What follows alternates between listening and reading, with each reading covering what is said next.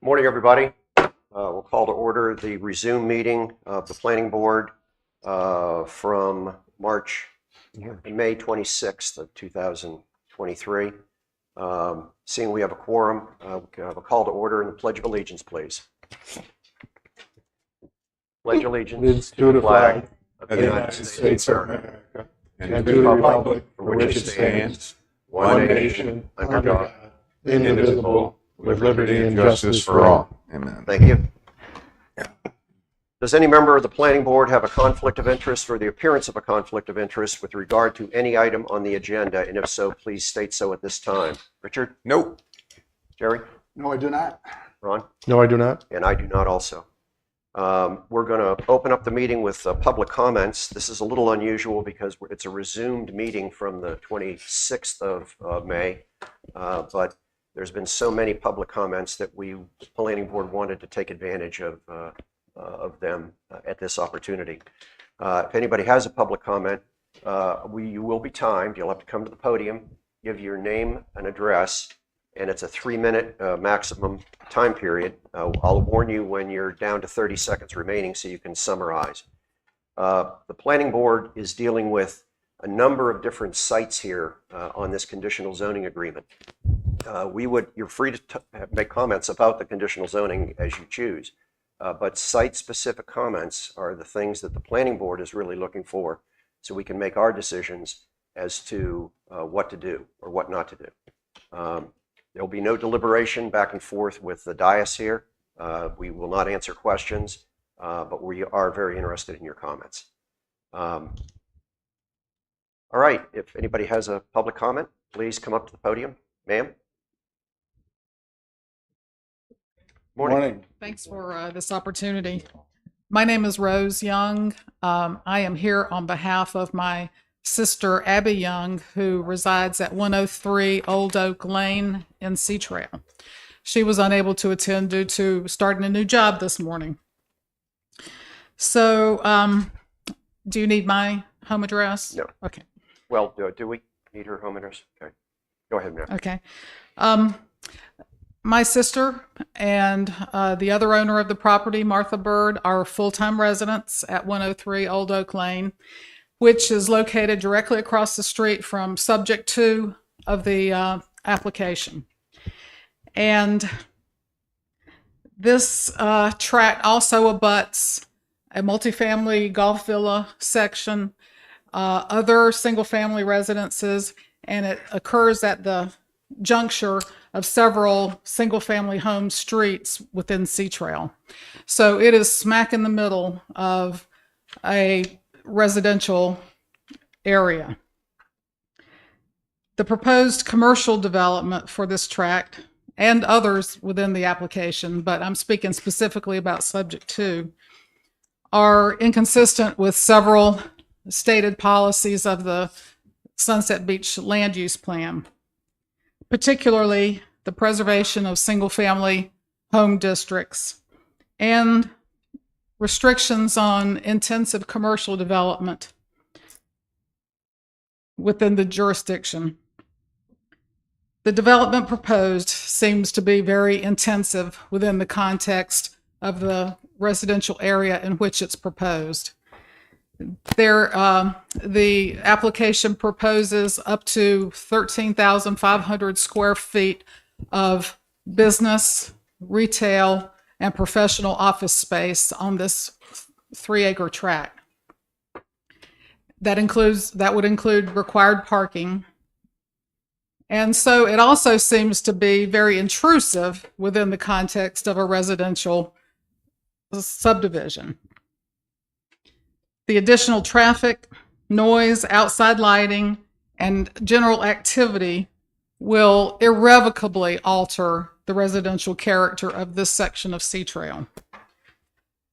Such development would adversely impact the owner's investments in a covenant-restricted community, which, as we all know, people buy in a covenant-restricted community so that they are buffered and protected from land uses that are adverse to their property rights. So this would be a direct adverse impact on their property rights. And it seems to go against the land use policy because it raises the interests of perceived needs of transient visitors, seasonal visitors, over the rights of the individual property owners. 30 seconds, please. So we urge the planning board and the council to carefully consider all the adverse impacts that could flow from blanket approval of these commercial development areas. And we appreciate your care and your concern for the community. Thank you. Thank you. Appreciate your comments. Thank you. Any more public comments? Yes, sir. Morning. I'm Jim Tennant, 641 Kings Trail Drive, Sunset Beach. I'm here. I thank you for the opportunity because I was laid up when the other meeting. Well, anyway, at this point, I want to speak only to subject 5, 6, 7, and 15 in Kings Trail. That property was not advertised, but put out on the plattings that they used when they sold those properties in Kings Trail as buffer. They're clearly marked on even the last lot that was sold, lot 1, which is adjacent to the 15 section. And it's be inappropriate to change that over to commercial. And they're applying for 18 condominiums to be placed on that lot. That is inappropriate, and I have a plat layout of the whole area that was approved by a planning board back in the 80s and the 90s when they sold those properties. It was always had buffered on the end of that thing, and it either was used as a ploy to say, hey, this was not going to be developed, or now they're going to put something in there. I'm not a pro for them using the property for a house or something like that, but at 18 condominiums is not appropriate. And on 7, they're going to, part of number 7 would impact 2 of the holes on the golf course extremely, and put more traffic on the Kings Trail. The other half of it is exiting onto Clubhouse Road, from what I understand, and wouldn't impact us. But I wouldn't want to see all of that used as commercial. And 5 and 6, the back of it will be accessible across the fairways to all the villas, and it'll impact our entrance. So I'm opposed to changing any MR3. And I had a petition brought in with close to 40 property owners that signed with the same thing.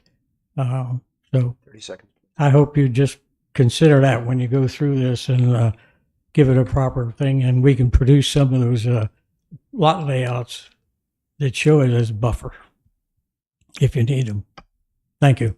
Thank you for your comments. Thank you, sir. Anyone else choose to speak?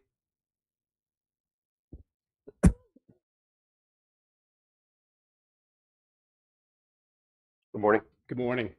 My name is Brian Miller. I live at 1135 Park Road, Unit 4104, Waterway Landing. And I'm speaking about subject 2 as well. And first of all, thanks for the opportunity. As you can tell by my address, I do not live in Sea Trail, but I'm a concerned citizen of Sunset Beach. My concern with subject 2 is, and I cannot state it as articulately as this woman did. I've got friends and family who live in Sea Trail. I don't live in Sea Trail, but I'm concerned because I bought my unit in 2006. I've seen the development on Highway 904 and on Sunset Boulevard. I've agreed with a lot of development. I see the open buildings. I see this sweet sugar shack building that went up and now it's already empty. We've got a lot of places where there's public traffic where we could do this development. And for all the reasons that she stated, I just don't think it's wise to put a large commercial tract in there. We've got other places where people can develop. We do need development. I'm pro development, just not in a residential area. So I don't get in front of the planning board ever, but this just seems like an unwise decision. So thank you for listening. Really appreciate all you do. We don't live in Sea Trail either. So, well, Okay. well, Richard does. Thank you even more.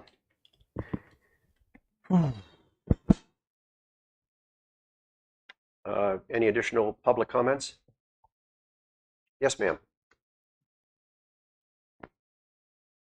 Good morning. I'm Roz Dahl, and I live at 627 Eastwood Park in Sea Trail. I just wanted to remind the planning board that we did send you an email with the latest petition of people that support the Sea Trail revitalization plan.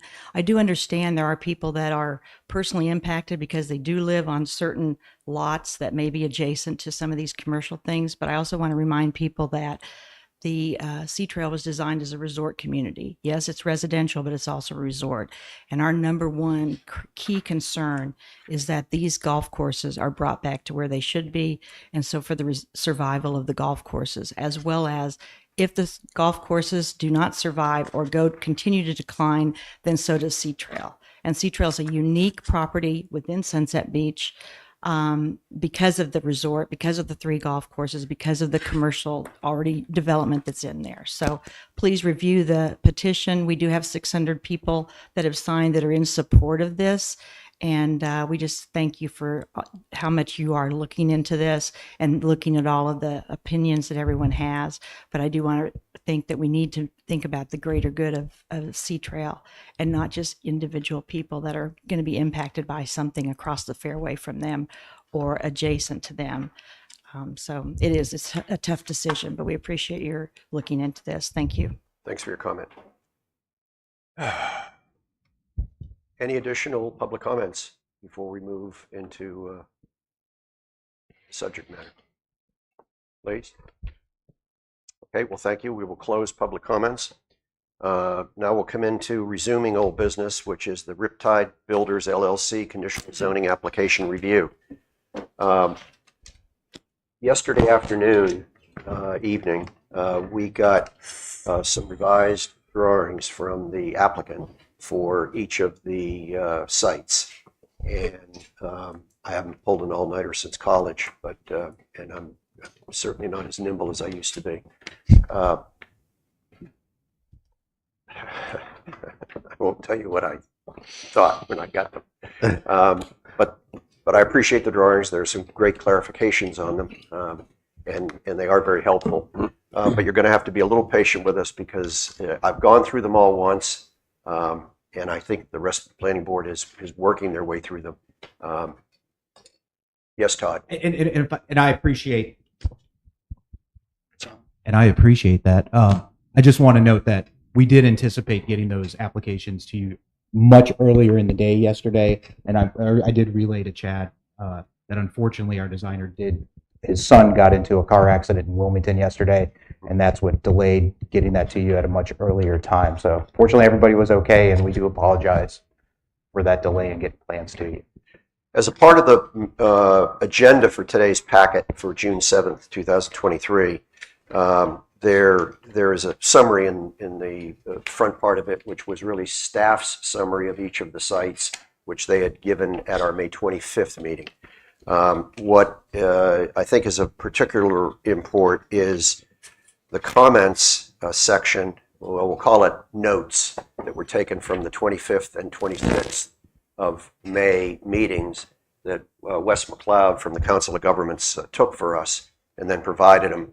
And I think they are great notes. I think there's some items that I thought would be included that might not have been. So as we go through each site, I'll either bring them up and the other planning board members will certainly have comments regarding each individual site. Mr. Chair. Yes. If I may, Alan Trask here from Warden Smith on behalf of the developer. I think one thing that would help here is for us to communicate to the planning board in sort of summary form what the way that these site plans as a whole reflect the draft conditions that were included in the staff report from May 31st. I think that just to set the stage, that would be helpful, if that's okay with you. I don't have objection. Planning board? You're talking about just an overview, first of all? Are we Yes, still going to go subject by we, subject? And we certainly are here to go subject property by subject property, but And some of them would be very quick. yes, sir. Yes, sir. I would say there are 21 subject properties here. And A second, Chad, is that? That was going to be my comment, is I think it would be helpful if the applicant, Todd and Alan, had a chance to go through their changes. I think it will help the board as we look at this and address some of the changes that were made on the 25th and 26th. Okay. I know each one of you are going to have comments as we go through this.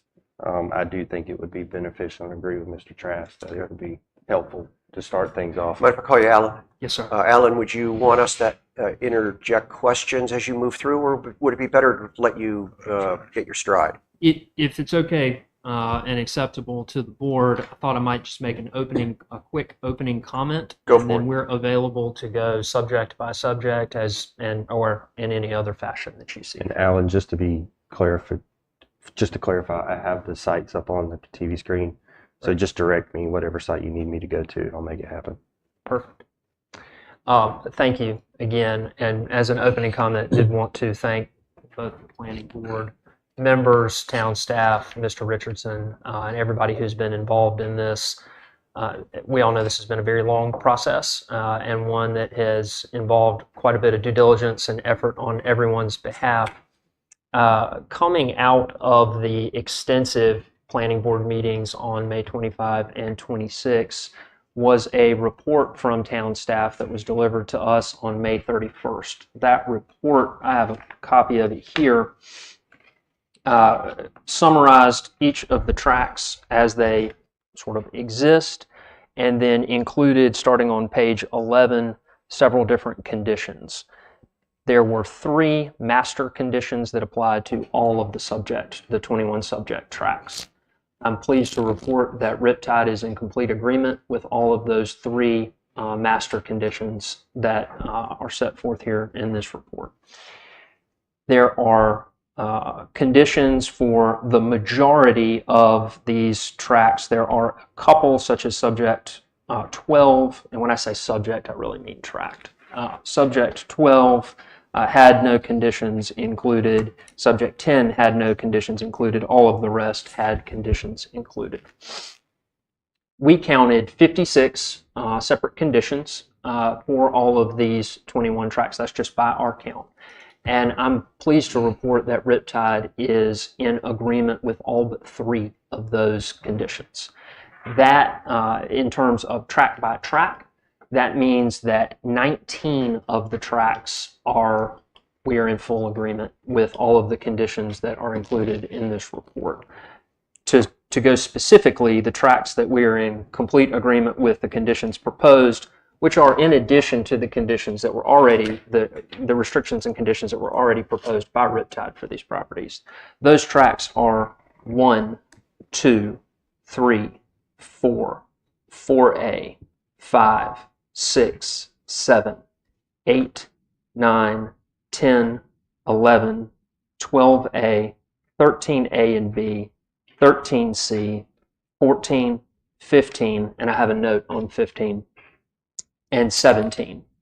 When we get to 15, we do want to show you all there is a discrepancy on the site plan, but we're here to correct that to match the conditions that are proposed here in this report. We certainly are available to drill down on the discrete sort of conditions that are remaining. Those pertain that we are not able to agree to today, but we are able to move forward in a manner where we can clarify those or address those with council. Those are for subject tracks 13 and 16. I did want to make that that statement to begin with, just to demonstrate that coming out of the May 25 and 26 meeting, the sort of the significant effort that was put into those meetings by everyone, the product of that being this report, and then Riptide that took this report has agreed to the overwhelming majority of what was proposed and has incorporated that into these revised site plans. We certainly can go track by track to show you where the requested conditions were incorporated and some other things even that were added in an effort to do things like prioritize green space and green space amenities and those sorts of A lot of things. them are obvious, so that's great. Mr. Allen, if I could real quick, just so my notes are correct and for the record, conditions for all sites, you're agreeable to all of those. Correct. Site 1, All conditions. 2, When I say all conditions, I mean we agree to all okay, conditions. 2, All conditions. 3, or what we're just 13 and 16 are the only. 13 and 16 are the That's- only that's the ones, only- okay. and it is not every condition proposed for 13 and 16. It is just 3 discrete conditions, 2 okay. for 13, 1 for 16. And then a note of clarification on 15, correct? That's right. And when we get there, we'll just show you to make sure that the numbers reflected on this site plan need to be corrected to demonstrate our agreement. I did not hear you say you were in agreement on 12. Are you? There were no conditions for 12 in this report, but we are in agreement with everything that has been discussed about 12 to this point. Got it. All right. Thank you, Thank sir. And the same would be true for subject 10 as well. Correct. Okay. There were no conditions for either. of I just those. wanted to make sure my notes were correct. So, all right. Thank you. Okay. Proceed, please. If you like, we can go subject by subject, or we can skip straight to 13 and 16. What is the pleasure of the board? I I'd think like we to go go- each one. You start on one and, And I think some will be very quick. Chad, do you I have would- any issues with that? If this suits the well, first of all, the 3 conditions that were listed before subject 1, if I heard you correct, are all agreed to in their entirety. yes, sir.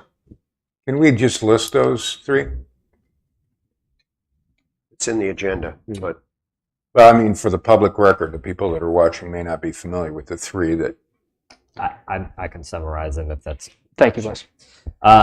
Condition 1 is that compliance with off-street parking requirements of the existing UDO shall apply to all sites unless otherwise noted. There's a couple that we have identified some altered off-street parking ratios, and those are noted per subject site.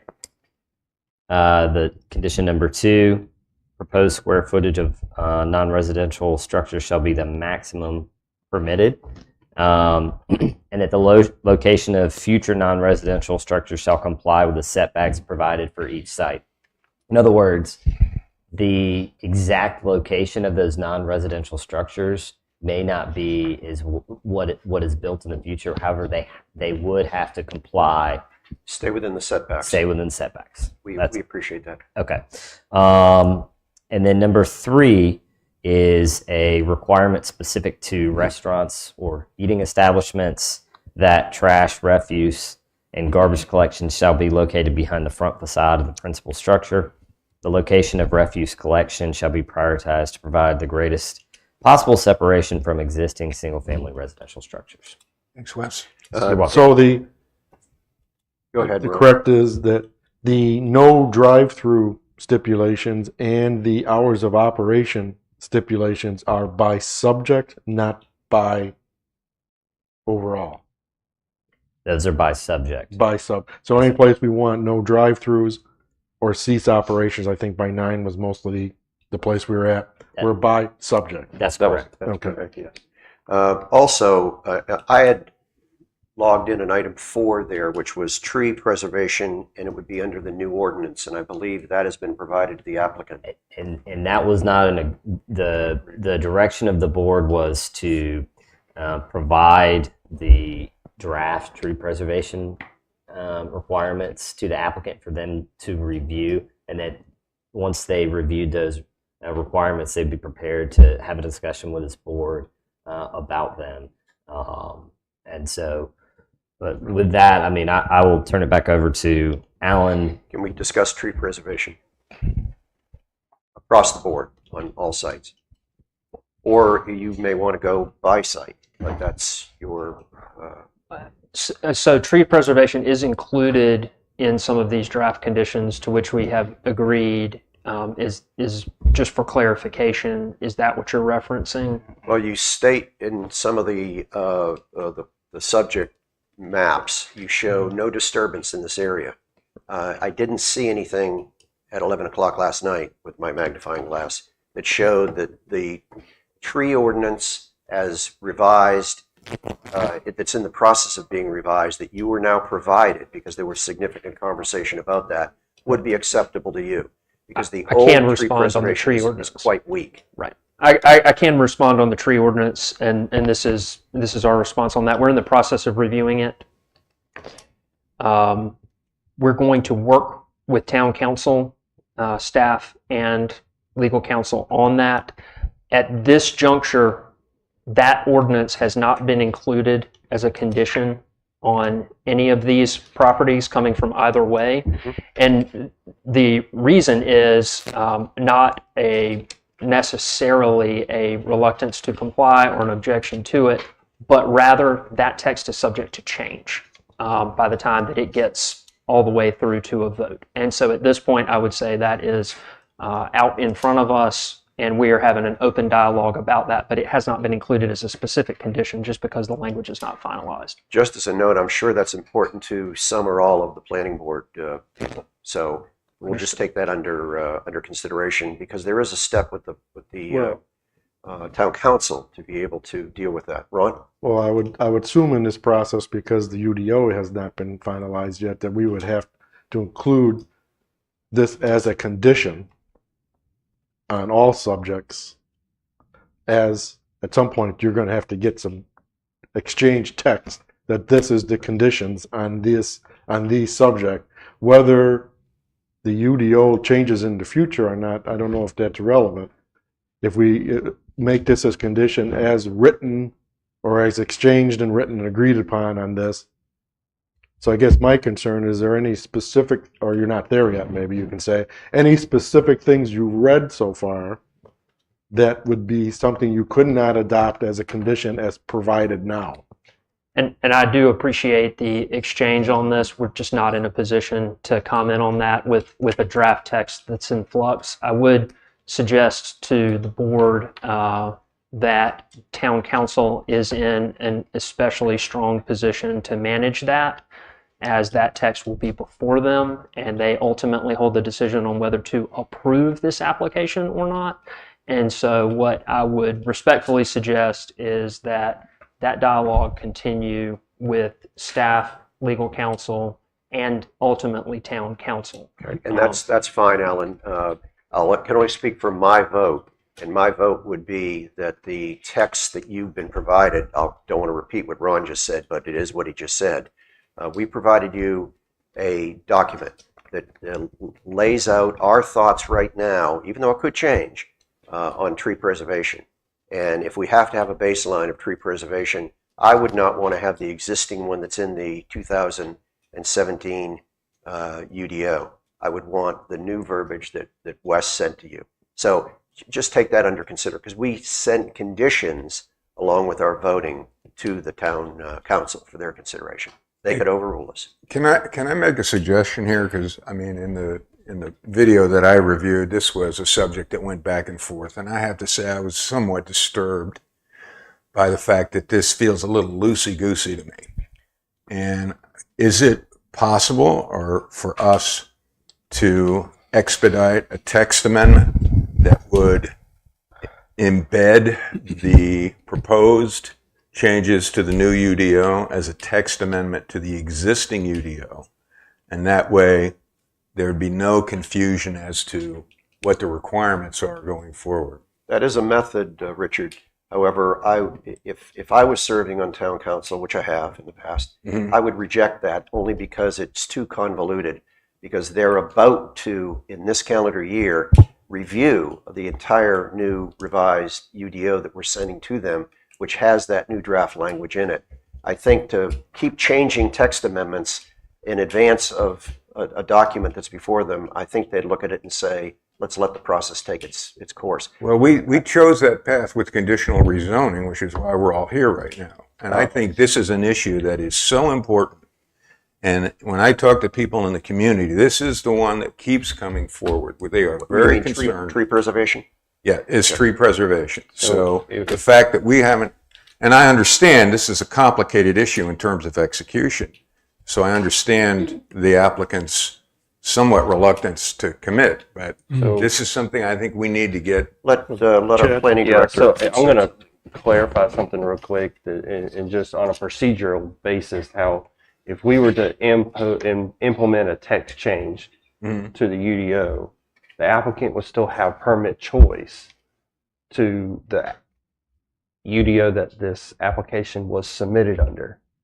So just because we were to Okay. take the text change and move Be it after. forward, it would be after this application. Good point. Good Is point. that correct? Okay. Excellent point. So the way Brady, I that- see your lips moving. So the way to, so really the only avenue open to us is to make this part of the Make it a conditions condition. embedded in the Let's individual. get subject. advice from council. Council? The application that's before you with the 21 subject parcels is based upon the UDO that was in place when they submitted their application. Anything subsequently done is of no effect if the applicant does not wish for it to be so. The applicant is not required to accept a condition that you want to impose on them. They would have to agree to those conditions. They've agreed to 3 master conditions and 53 out of 56 conditions, as I hear Mr. Trask. But if you want to take a draft tree ordinance that's being contemplated to be part of the town's UDO, and it's not right now, you cannot impose that upon the applicant.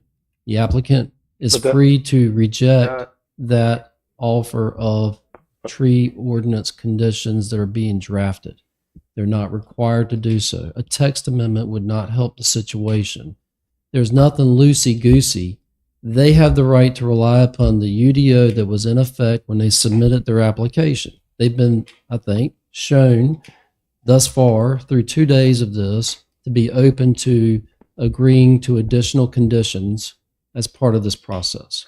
And Right. We have, excuse me, Richard, we have Go the ahead. right, though, to apply reasonable conditions, which they can agree to or not. And if they don't agree to them, it can move forward to town council with their not agreeing to them. But we still have the right, as planning board, to impose reasonable conditions. You have the right to request those conditions. That was a question. I wasn't. You have the right to request those conditions. They can decide whether or not they wish to agree to those or not. Whatever the decision of the recommendation or denial or whatever the position is of the planning board will be communicated as either the applicant agreed to this request, the applicant did not agree to this request. And here you go, town council. Okay, we're familiar with that. Thank you. Okay, thanks, Brady. But that, I'm just telling you, I can only speak for myself. I have 1 out of 5 votes. But Certainly. and I think Richard is kind of voiced his. Ron, you were interjecting. I didn't want to. Well, I'm just saying, I confusing it with the UDO is sort of like whether we've written some text that we may pull into the new UDO is not relevant to this. We are writing language for a condition that happens to be covering tree preservation. Just so happens to maybe be text similar to that we're using elsewhere, but I don't think the two are related. If we're going to put a condition on here that you agree to or not agree to, it's language that we're writing from scratch now. True. If I may, Mr. Chair. It's just convenient that we have something that we've already beat to death and have come to agreement on. And if I may, Mr. Chair, I mean, I think that perhaps the more prudent option for this in terms of tree preservation is we go through this. If there's sites that are particular, that tree preservation is important, that we should discuss them site by site. Because remember, we are in a conditional zoning process, and that is one of the allowed procedures as part of this. So I think perhaps to the degree that you can think about these individually, regardless of what the draft tree preservation ordinance is, if there's sites that tree preservation is important, then we can think about areas on the site specific. And I'm prepared to do that because Okay. there's some sites where tree preservation is not a concern. Okay. So, And if I may, and I apologize for interjecting, but just so that we are continuing to extract as much value as we can out of the significant time that went into May 25 and 26, to your good point, that this issue was batted around quite a bit and made its way into staff's report and was then agreed to by Riptide. There are several tracks included here, and we'll go through them one by one as we get to them, where tree preservation or buffer supplementation or maintenance was of a significant priority. And that has been addressed here, has been agreed to here. And in fact, in some of the tracks that we will get to, these site plans reflect even more in the way of buffer enhancement and those sorts of things than was asked for in these draft conditions. okay, but our It's draft conditions important are very specific as to remedies for taking trees down, which your drawings do not reflect, and devil is in the details. Absolutely. If it isn't in the details now, it likely ain't going to happen. Yeah. And I think the concern is on a number of these tracks, we're talking an extensive population of legacy trees. Well, let's get to those tracks as we do Yeah. it, Richard, So- rather than being general.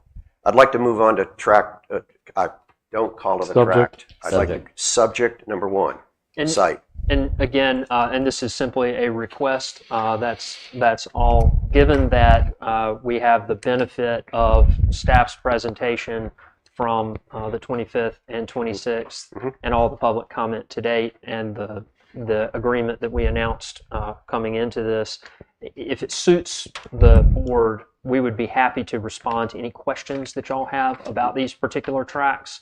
I think that may make more sense and be more time efficient than an entirely new presentation about what has already been presented. Okay. If that suits. Yeah, accepting the subject one, we'll call them notes or whatever you want to refer to them. There were 4 of them, which you're saying you would agree to.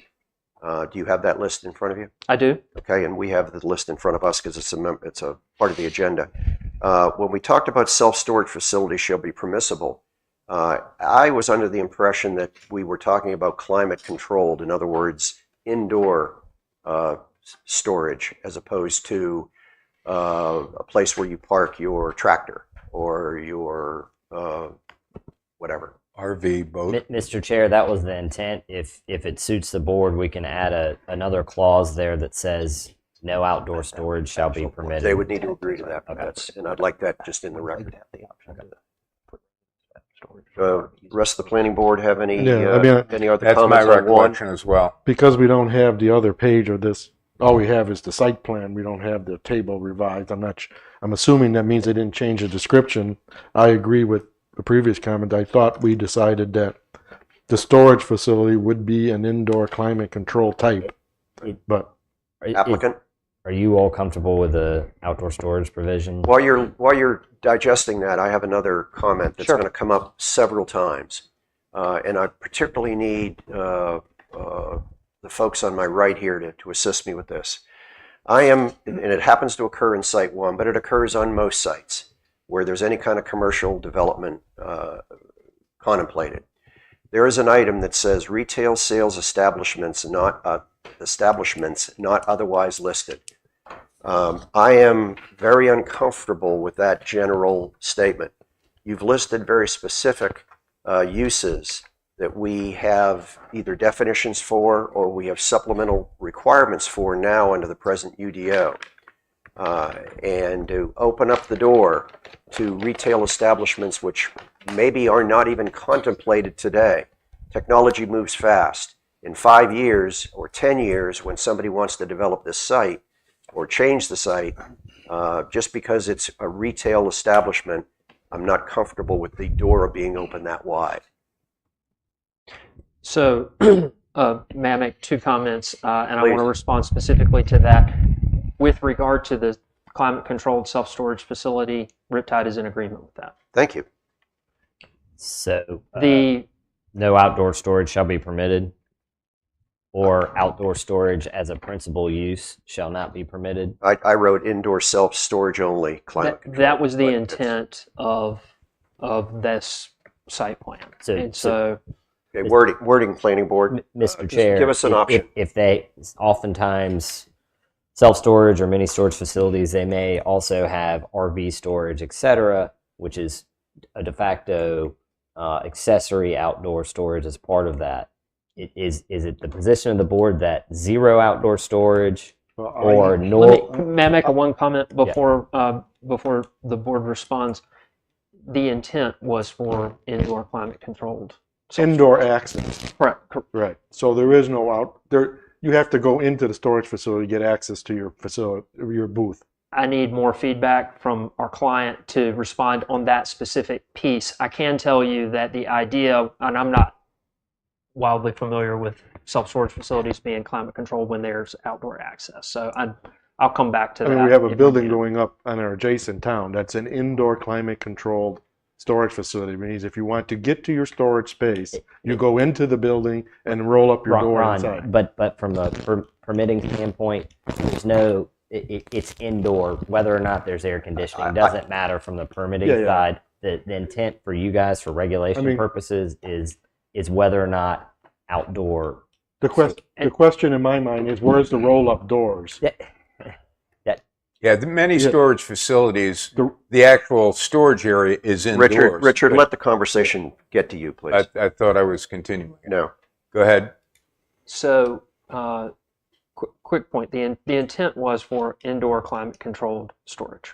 That satisfies me. So, and the now I would say that it would be ideal to have an additional option for outdoor boat and RV storage for the residents' use. But if that is something that is not acceptable to the board, it is not a key issue for Riptide. To me, it lends itself to items sitting there for 5 years that maybe aren't registered, and that because of its setting, we would lose control with our code enforcement to be able to enforce it. I was satisfied with what Alan just said. Yeah, I all I'm am saying too. is there's a difference between saying no outdoor storage and indoor. It's where the roll up doors are. Do you care? Yes, I I want see. them indoor. I don't. As long as That's what I thought they as long wanted. as it's indoor.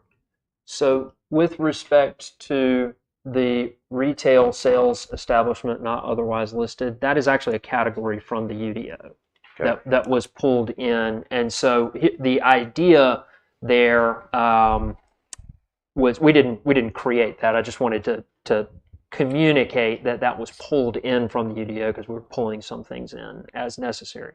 The idea there is to create some resort retail flexibility, but Riptide is available to try to drill down on that in a way that renders it acceptable. I just to the don't like an planning board. open door. And Richard, I apologize. I cut you off. You were going to say Well- something, well, but I I think think- we're finished with the. Yeah, on the storage facility, I think what Ron's highlighting is there are storage facilities where the storage area is actually indoors. But to access a storage facility is a garage door that is outside of the building. And one of the things that happens is people, if there is electrical service included in that storage facility, people will come and basically set up their shops. I have a storage facility right down the road, and every day I go there, there's a guy outside who's a carpenter and is building cabinets. So the question of whether you can have an indoor storage with an outdoor access, Is that your point? to me, is You gotta somewhat have indoor access. critical. And I would also suggest that, and we understand that we are contemplating an indoor storage facility, but if I may, I'd like to take the opportunity to respond to the ideas of what may happen with respect to this process by these third-party citizens. There is a role for code enforcement to come in if someone is conducting a business in their front yard or something like that. If property is not being maintained in an ideal way, all of those sorts of things, there's a role for the town's code enforcement to come in and regulate that. And we certainly would work with the town to support that along the way. I think in this situation, what we're trying to drill down on is the consensus between the applicant and the board with the ultimate product being the board's recommendation either to accept the recommendation to deny or no action being taken. I mean, the application moves forward to town council regardless. And so what we want to do at this stage is establish as much consensus as is absolutely possible, and that's what we're trying to do. And so I appreciate the discussion on and the clarification on the indoor storage facility, because that's the exact type of thing we're here to try to drill down on. All I can say is, like, after the previous discussion, I thought, and maybe Doc, that what you were looking to build was a storage facility that was accessed indoors. And that's correct. Right. So I think we're arguing over nothing. Okay. But the question is how to write that, and I don't think saying no outdoor storage does that. We're supportive of a condition. That's a separate condition. What I'm saying, I think you want, So we don't maybe have to Todd mention can outdoor correct me, is storage. that your access to these storage spaces was going to be from indoors, not from outdoors. Yeah. It's where the roll-up door is. Is that correct, Todd, or not?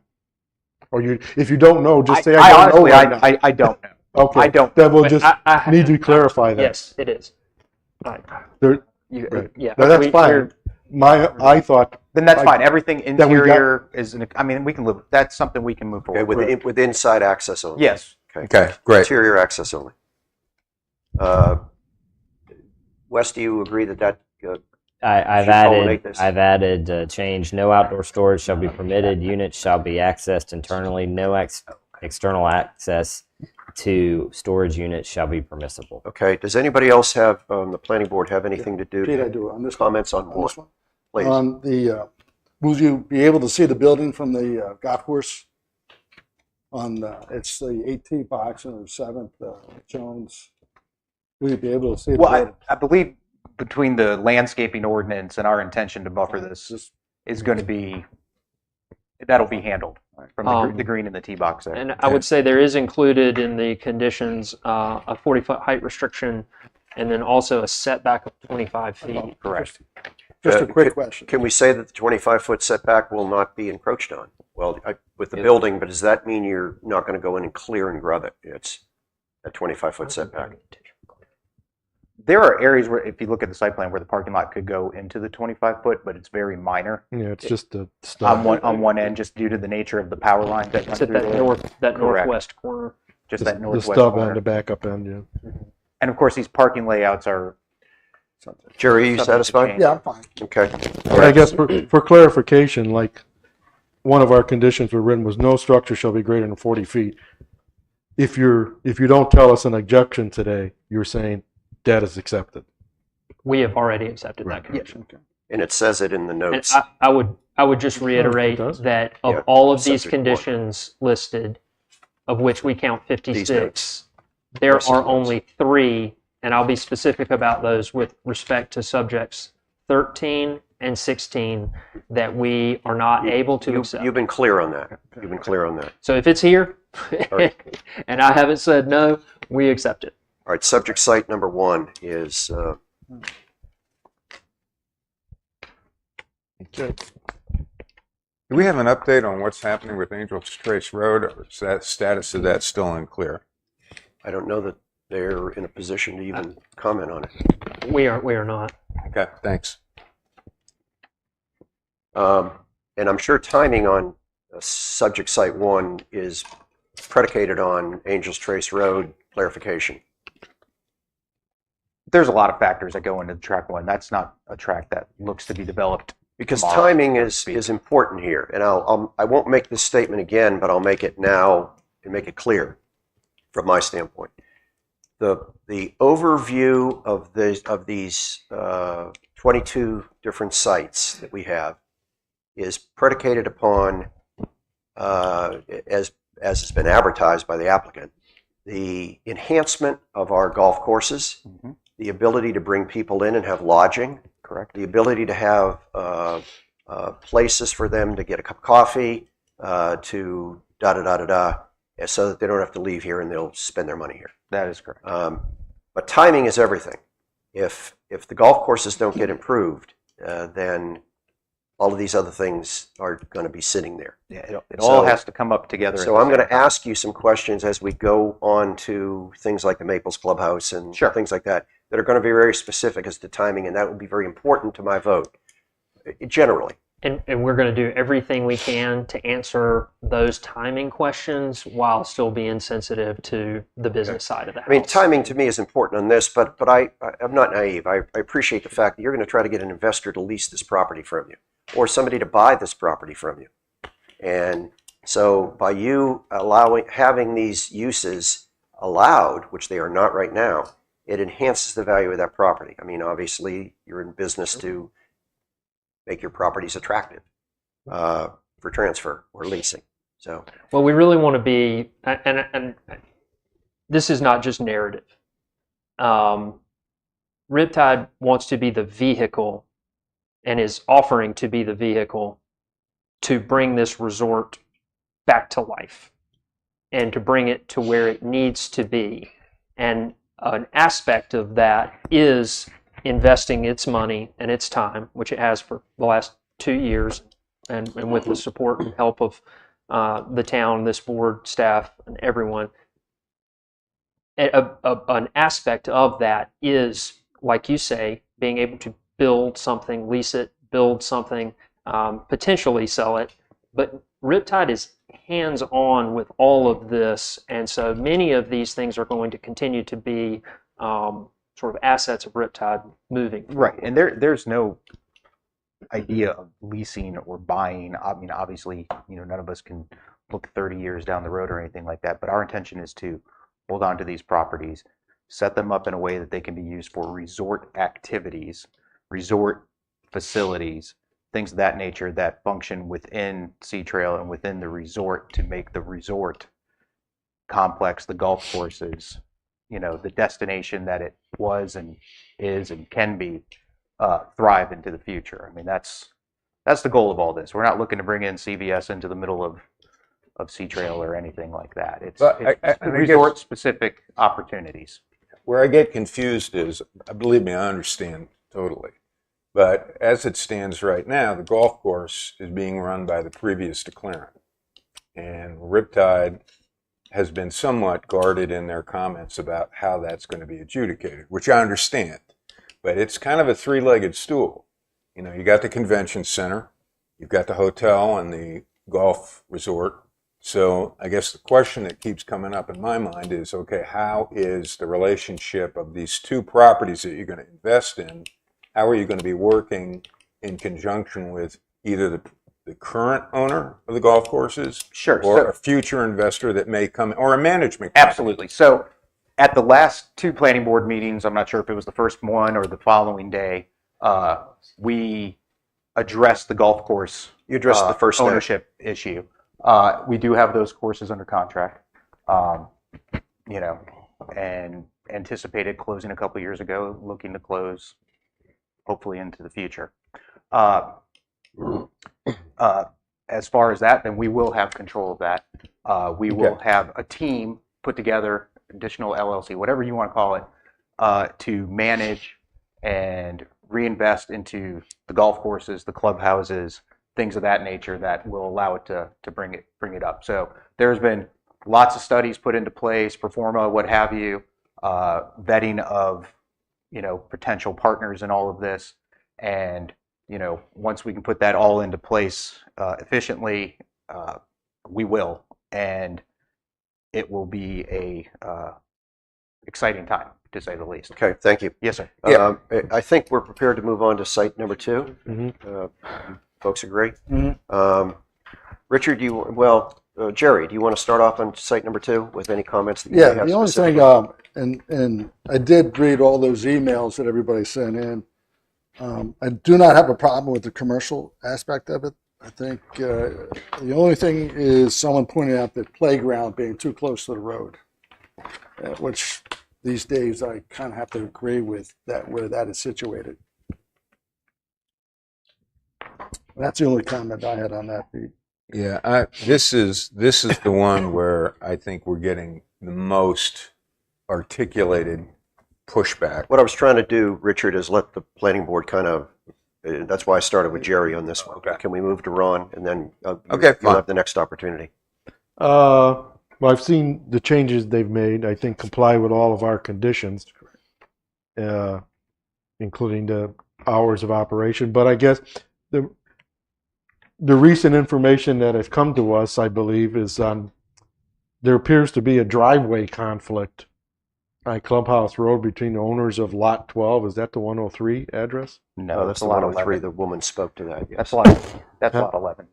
A lot 11. So, well, I guess I need clarification on that. I didn't get a chance to go over there and go look at the Google. Do we have right now, between 11 or 12, whichever one, a driveway conflict from a side loading garage?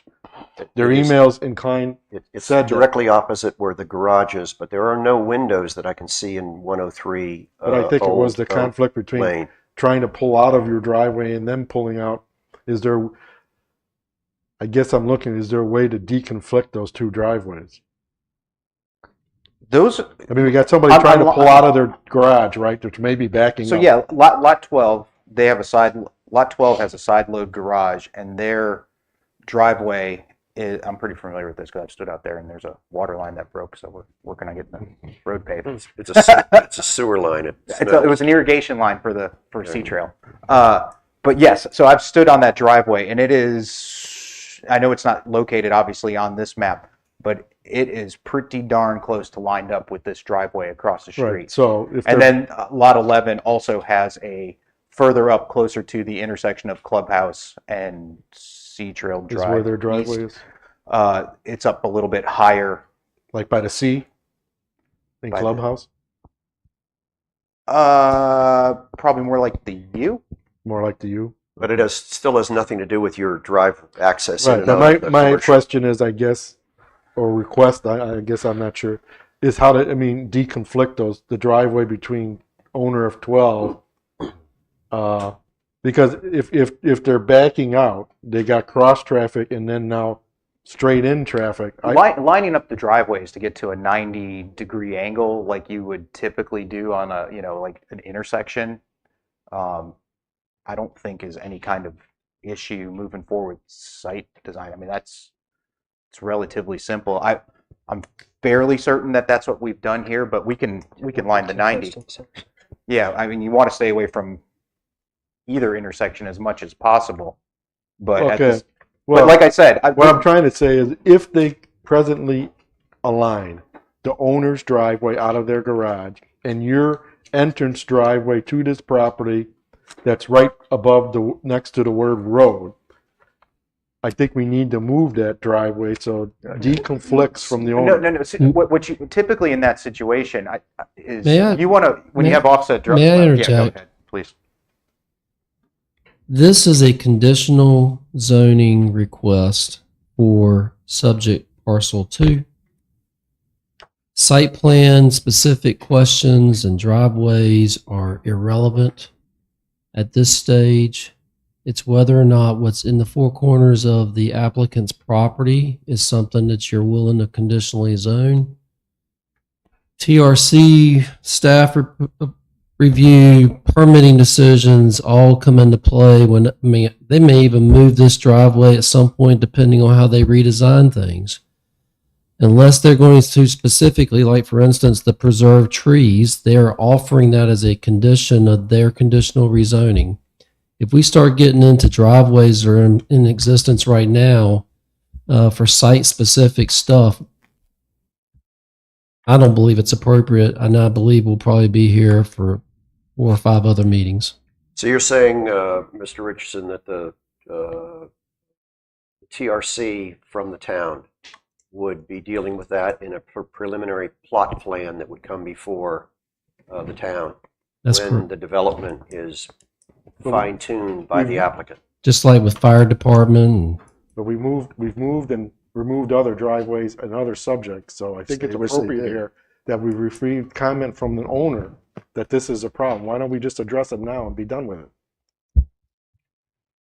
Well, I would make a couple of comments. Well, how about if we just say the Technical Review Committee, the TRC, will take a look at this driveway as it impacts other driveways from a safety standpoint. Yeah, and we That have satisfy you, no Ron? desire to create any kind of safety hazards on that street. So I mean, that could also be a general whatever the condition that police, would be added fire, to every planning place. staff recommends for safety Well, concerns what I'm will be concerned, fully the taken way into this is kind of consideration. laid out, Go I ahead, think Ron. it's going to be tough for them to do, but so be it. And I would also suggest, and one significant difference here between just speaking generally about this tract versus the original plan, you know, this plan calls for substantially more vegetation, It green does. space. So I was going to comment on landscaping. that when And it's my so, turn. one, if we look at this drive, and I agree with Mr. Richardson that this is really a TRC issue because so many things are dynamic. I mean, that's why you have a TRC, is to be able to address those things in real time once we get to that point. But the preservation of this southerly tree buffer, extending that as far as possible while also maintaining a sufficient distance from the intersection, you know, all of those things kind of went into this. But agree with Mr. Richardson that that's This is our, and I'll come to you, Richard, but just a comment. This is our first conditional zoning. And it's my view that unless we deal with something and you show an entry road to scale where it is now, that the TRC may not have a leg to stand on. That they may say, you may say, no, this is what we got permission to do from the conditional zoning application. So Grady just clarified that for me, so I'm gonna move away from that. Let me go ahead and be crystal clear and put it on the record. Unless there is a specific restriction or preservation noted on the applicant's site plan, anything else that's shown conceptually is not being approved by the planning board or the town council. This location of the 10,000 square foot building footprint, that could completely change when they get down to the nitty gritty of designing it. What will not change is the preserved oak trees and the other conditions that are on here. But when they start coming into it and they say the planning board and the town council approved of this driveway shown on this exhibit on June 7th, that's not factually correct. Well, And, you clarified and that, it's I not agree. legally applicable, and I'll fight that one all day long. That's just not what they're even offering either. They're just showing us conceptually so that this planning board and members of the public can see the efforts that they're undertaking to put things on this property with trees and landscape buffering, preserved oak trees, etc., to which are reduced to conditions, but they're not able to rely upon some. Thank you. Okay. I think the other thing that might help in the context of this is that through the Article 4 amendment to conditional zoning, the applicant had the option to use the major site development sites, such as more of your non-residential that don't include preliminary and final I plat, understand. to use this But as they their, could provide that if they chose. if they did. However, It's been clear, we're beating Okay. this thing to death. All right. Grady, 2 times ago, Okay. satisfied me. Okay. Richard, before we move on? Yeah, this is, as I began to say, this is the one where I've received the most pushback. And I have some sympathy for what Riptide is trying to do here. I've been an advocate for what I call mixed-use development within Sea Trail. And this is kind of an attempt to bring mixed-use development within the community. I'm encouraged because that entryway is one of the most signature entryways in all of Sunset Beach. Beautiful legacy trees on the right, beautiful residential on the left. So I'm a little concerned about the scale, and I'm a little concerned about the impact that this is going to have on the residential community that surrounds it. I think you've done, and I agree with the issue of the playground. I like the idea of it, but I think it's too close to the road, and how is that going to impact some of the legacy trees that are in that area? You may be trying to do a little too much in that space. And I'm going to have a hard time voting for this, not because I don't think it's a good faith effort to accomplish something that's important within Sea Trail. I just don't know if this is the spot for it. Can I make one quick comment about timing? Please, Alan. And the way that Riptide is endeavoring to do everything it can to provide as much information as possible along the way here. We received, and the timing was perfectly fine, not suggesting that it was not fine. There are quite a few conditions to record here and propose, but we received that report on May 31st.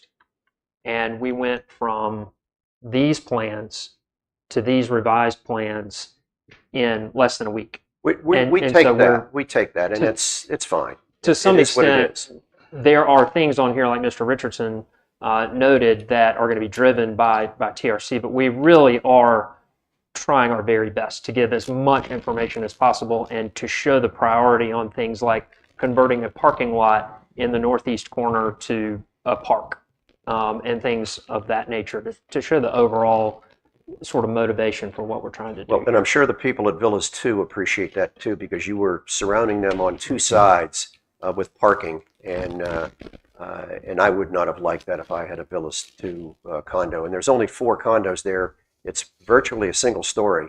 There's a lower garage area or stairs you walk up. I was objecting to the 40-foot height. I'm gonna back off of that. But I do appreciate the fact that you did create those green spaces in there. As far as whether the park is too close to the road, I think that argument can always be made.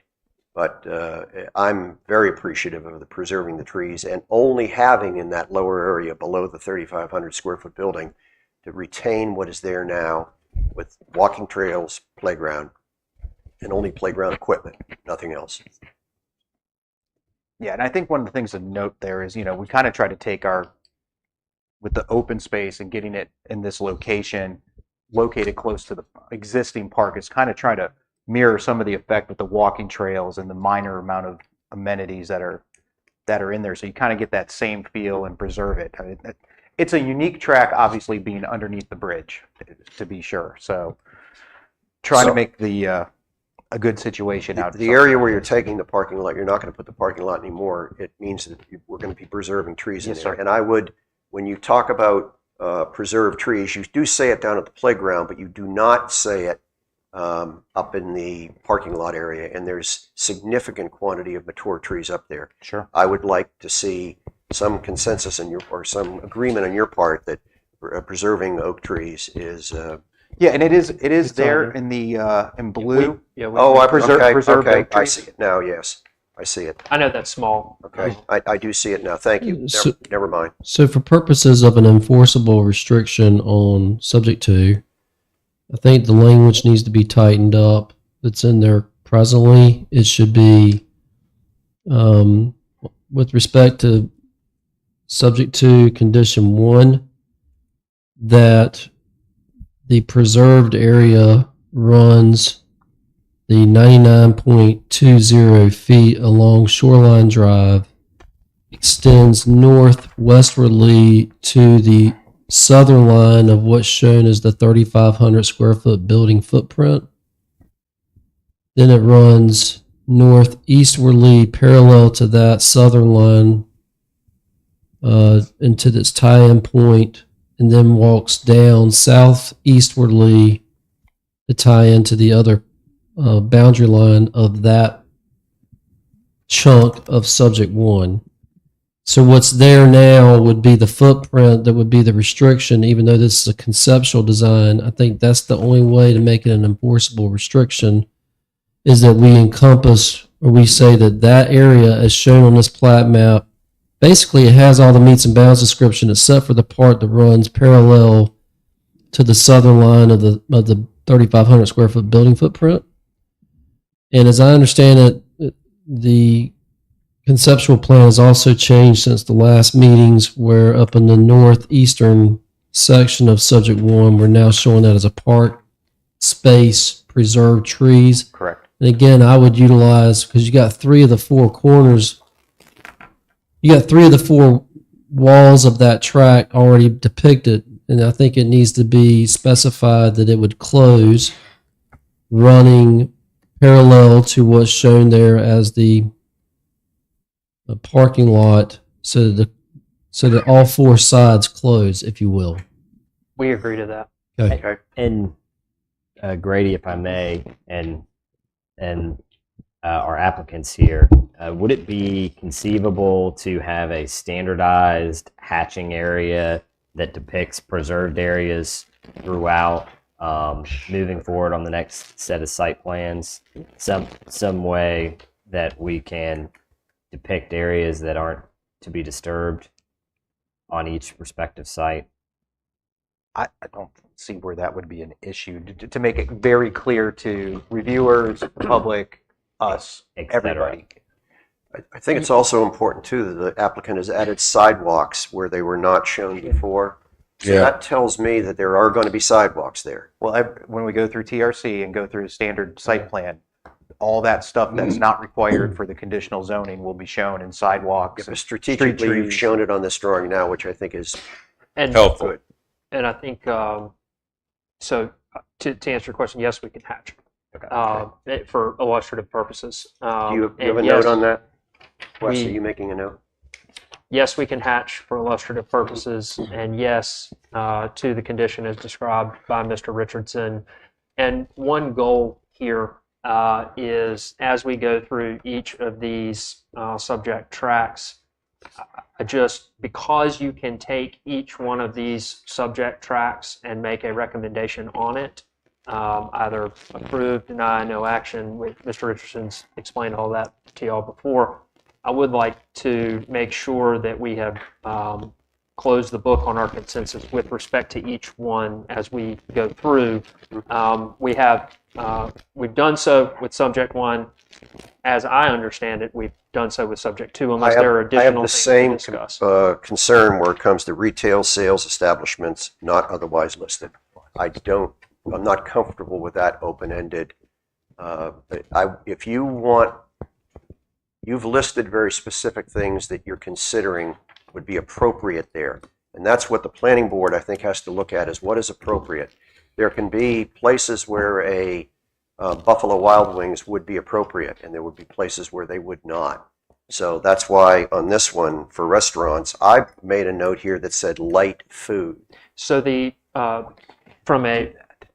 can drill down on this, but just to explain the idea here and the concept is to some extent what you're describing, park, outdoor use, quieter food, ice cream, things like that. Well, that's the general. This the is general meant to be. gist. This is meant to be a gathering spot, not a party spot. A low key, enjoy a walk in the park that's got a mile-long walking trail interior outside. But if it says restaurants, you could put a Buffalo Wild Wings in there. Before, when you were sitting at that table, the applicant said to us, light food is contemplated right, for that but we area. are held to the specifics of the table of uses. So in order to do that, we have to say restaurant. If we don't have the option of saying, That's If correct. I may, Yeah. they're correct. So for you all's perspective is determining you've already placed a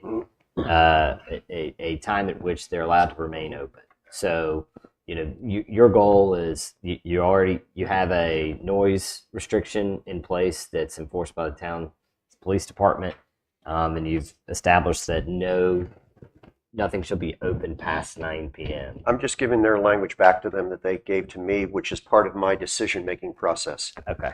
That's all. For us to understand what light food is, that it's not conceivable. We need to, if there's further conditions that need to be attached to it, that's one thing. But they're right. It needs to be printed as a restaurant. So that means right now that any kind of a restaurant, any kind of a restaurant can be put in there. That's correct. As long as it But- closes at 9 and there's no drive-through. That's correct. On another note, I noticed that what Todd has communicated about the intent seems to me to be somewhat in conflict with the rental of the following non-motorized vehicles: beach chairs, umbrellas, floats, and air mattresses. That's basically going to bring people in from the beach. You're going to go rent and then go back to the beach.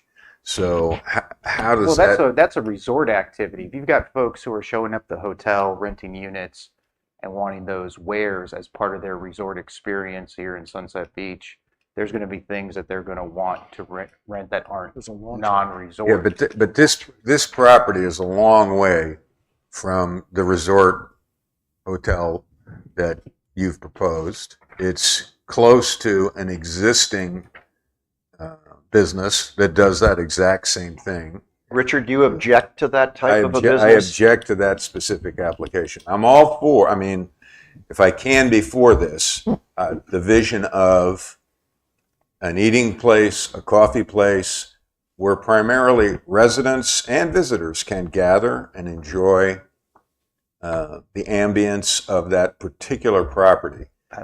But I'm not comfortable with, okay, this is going to be let me dash in here and grab a surfboard so I can go back to the beach. Well, I would submit that that's less intrusive than, I'm not against Buffalo Wild Wings, but if I'm going to have it. I mean, if we need to remove rentals, we'll remove rentals, with. I didn't object to it. It's right. That'd be great. But, it'd be nice to have the option out there. So that's agreeable? Reluctantly? May I, I'd have to- if it suits the board, may we take a short break? I have one procedural thing I'd like to discuss with council. Less than 5 minutes. Okay. Sure. Thank you. Yes, we're going to resume at 25 after 10.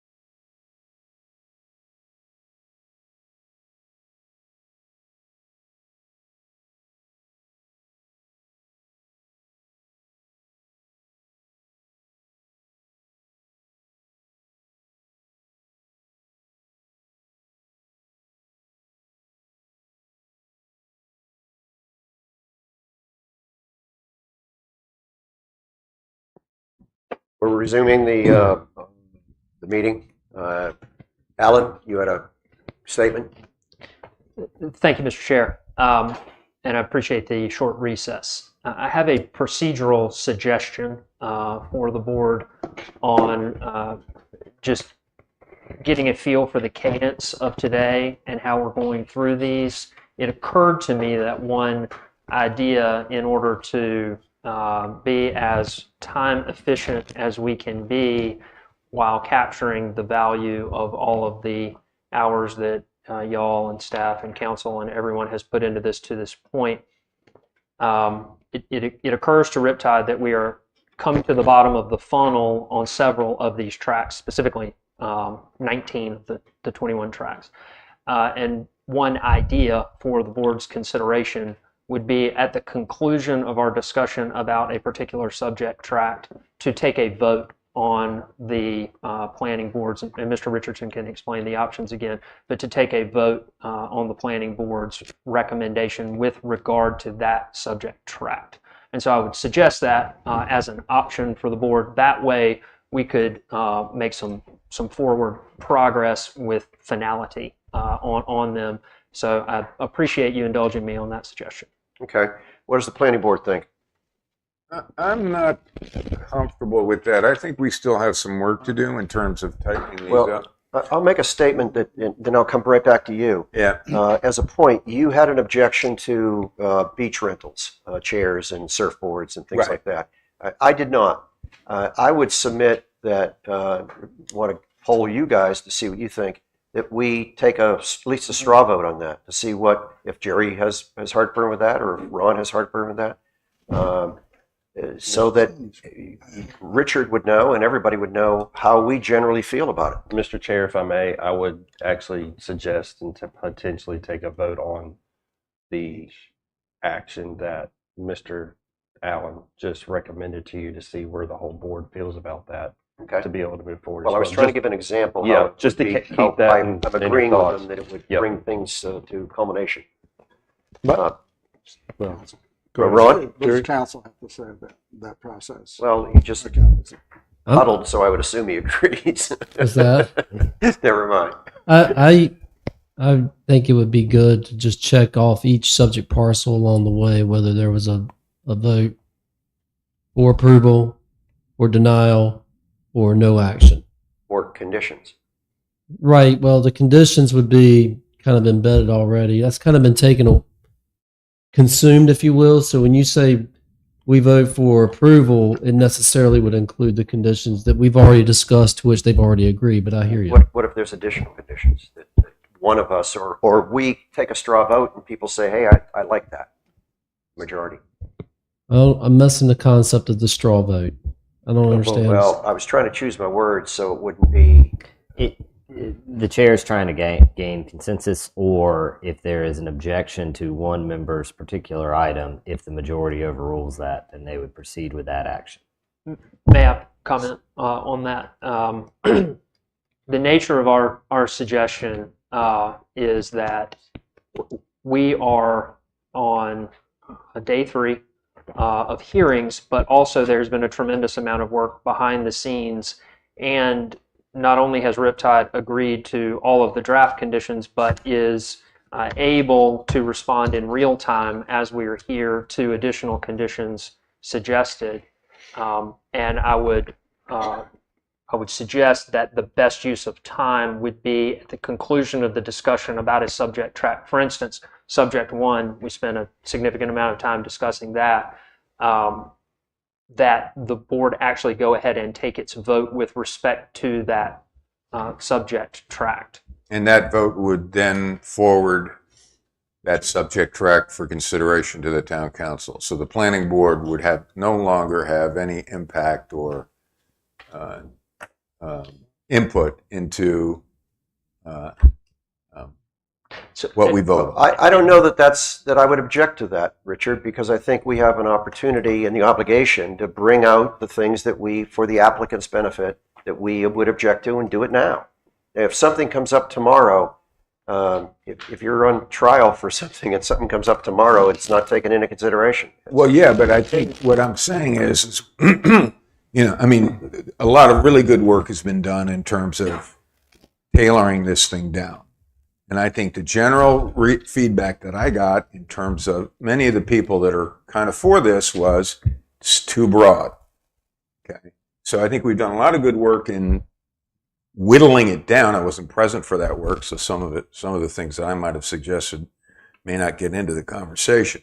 But if we have, for instance, this issue of the surf shop, okay, I'm not sure we can vote on that and approve it absent, do you accept those conditions? And if you do we have to amend what is being documented here before we can approve it? We will discuss that amongst the planning board and see what the majority says. If 3 people are against the surf shop, then our recommendation to town council is that the surf shop should not be in there. Okay. That we go with the majority. And I would also suggest that if there is an issue that we are not able to come to consensus on in our discussion today, Because you're going to have 2 to 2, so. then I think that recall that this is a vote to recommend to town council whether they, as the ultimate decision makers, should approve this application. We appreciate And that. so I would suggest if we are unable to reach a consensus on a subject tract, and that issue is a deal breaker for a particular board member, then that vote should either be no action or vote not to approve. The reason that I bring this up, this process has been a healthy and collaborative one that we appreciate everybody's input on, but at some point it needs to come to a head, and we are sitting here on day 3 with a 2:30 cutoff, as I understand it, or something in that nature, and we are pleading with the planning board Let's to move bring some forward. of these things Let's to move a head. forward. We'll do the best we can, but this is important. And I'm not going to rush for anyone's schedule, including mine. Certainly, and again, All right, thank you for indulging the suggestion. let's go to site 1, and Well, Yeah, Go ahead. I have some staff just clarifications, just real quick, as we are getting to this. You have in your agenda packets consistency statements for this. They are provided in front of you. That needs to be taken into consideration with that. I just want to let you know you have it. And I would also recommend starting with track number 1 and working our way to track 17. okay. but my question let- is, let Ron go. my Go ahead. question is, when we make this vote, we're done with it. That's Each correct. subject. That's correct. Okay. You can still But- attend the council hearing and provide input. Right. Well, But like things we discussed earlier, like the tree fight, are open items that apply to the whole thing. So there will be no vote on the whole thing. Well, if you have a tree item on a subject site, we said that we would bring it up during that site discussion. And we agreed to a meets and bounds description of the tree preservation, for example, on subject 2. And so, yes, it would be moving off a particular subject and moving forward with the process on that. Does that satisfy you? I don't think we're there yet. I don't think we have enough clarity. I mean, I don't understand the rush. Someone needs to explain that to me. I guess there apparently is a game clock going here that I don't know about. And as I said before, on May 25th and 26th, as far as I'm concerned, nothing's agreed until all it's agreed. And I don't see a final set of any language, a final set of any plans. Things are, as has happened before, something's going to go from us to somewhere else, be probably approved in the law, and not be what we want, not be is what we thought we were going to get in the first place. So, I mean, I'd like to be in a place to vote to move this forward. I don't, maybe it's the engineer in me, but I see things that are up in the air, balls floating around that are unnailed down. And I guess if the council wants to nail all that detail down there, I guess they're free to do it. But I see we're voting for something that we don't even know what we're voting for, really. So, Mr. LeBruno, I'll kind of answer some clarification on that and might help the rest of the board. You can recommend denial. you can, I mean, you can look at this overall. You can look at the whole thing overall and recommend denial, approval, or you're just in between. We thought it'd probably go better site by site. We all agree site by site is the way we want to go. And then the other Right. thing, Well, I think sorry, go ahead, Pete. Is site by site the way you want to go? Yes. Well, We're Site Yes by or no? site by site when we're done. We've gone through all, whatever there are, 17, and there's no further conditions. They're at where they're at. We're at. Then we go site by site. I don't think we're nowhere near that yet. well, the We other got thing, balls all over the place. I think the other thing that needs to be taken into consideration here is that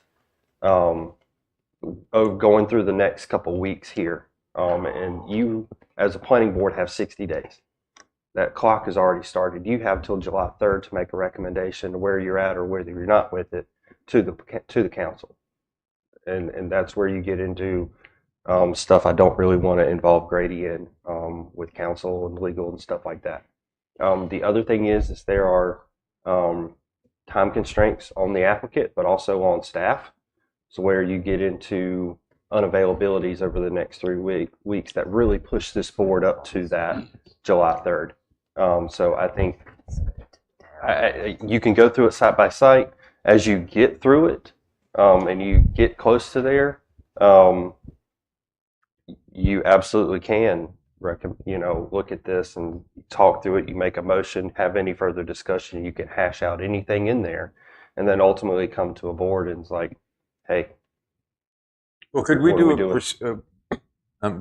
This And is just to be clarification on one other thing. Go ahead. A 2-2 vote would die the motion. So just think about that as you proceed with comments and actions as we get into the rest of today's meeting. So we have one more planning board meeting, regular planning board meeting scheduled before the July 3rd date, No, correct? we do not. It No, will we be do it will not. be canceled. Just letting you know that. And we cannot do that in this meeting, but staff will cancel that meeting.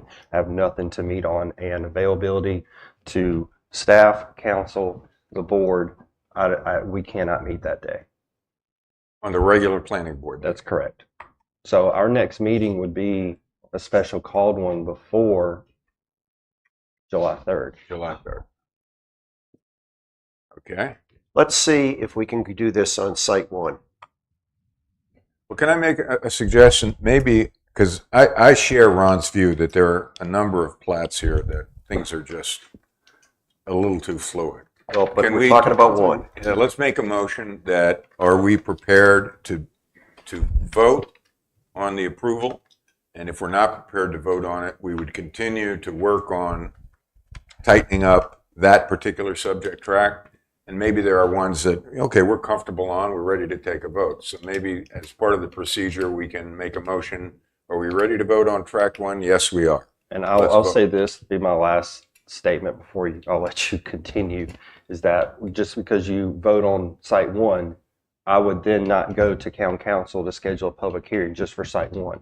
We would take the whole application, but we are asking you to, or they're asking you to go through, as we get through, go into site one, hash it out, vote on it, be done with it, move to the next one. So when we get to subject site 17, when we take that final vote, we can adjourn this meeting, and then I can proceed with the next steps to go to town council. Alan, did I say that? Anything? We're at the pleasure of the board on its own procedure. The only reason we suggest that we take a vote after the specific discussion of a particular subject is so that we're not deep into subject 14 trying to remember what was discussed with subject 1. Let's. Mr. All right. Chairman, thank you. Can I make one more suggestion and then we can move on? I think the major decision that we're making here primarily revolves around the resort plats. Okay, 13 through, and I don't have the numbers on the top of my head. Would it be appropriate to vote on those first? Because a lot of what's left after that really is kind of secondary to what Riptide's ambitions are in terms of the resort golf community that they want to execute. I would make the suggestion we start at site 1 and move our way to site Okay. 17. All right. Do you, I have you no all problem agree? with that. Start at 1 and we'll move through it. All right, let's first of all, we have to agree that we are prepared on each site to either voice the modifications that we want, and then those conditions, if agreed to by the applicant, become part of the agreement. And as an example, Site 1 is not one where tree preservation is my concern, so I won't bring it up then, but I would bring it up at another one, that the existing wording that's been provided to them for the tree preservation be adopted. And that would be a condition of my approval. And if they are not prepared to do that, then I would have to deny the recommendation. But then we're moving forward on to Site 2. For instance, on Site 1, Okay. do we have the new language for the storage use available to look at? I've added that language as was read into the record. No outdoor storage shall be permitted. Units shall be accessed internally. No external access to storage units shall be permissible. Okay. So the conditions as prescribed prior, in addition to the one modification, will be part of the motion to recommend approval or denial.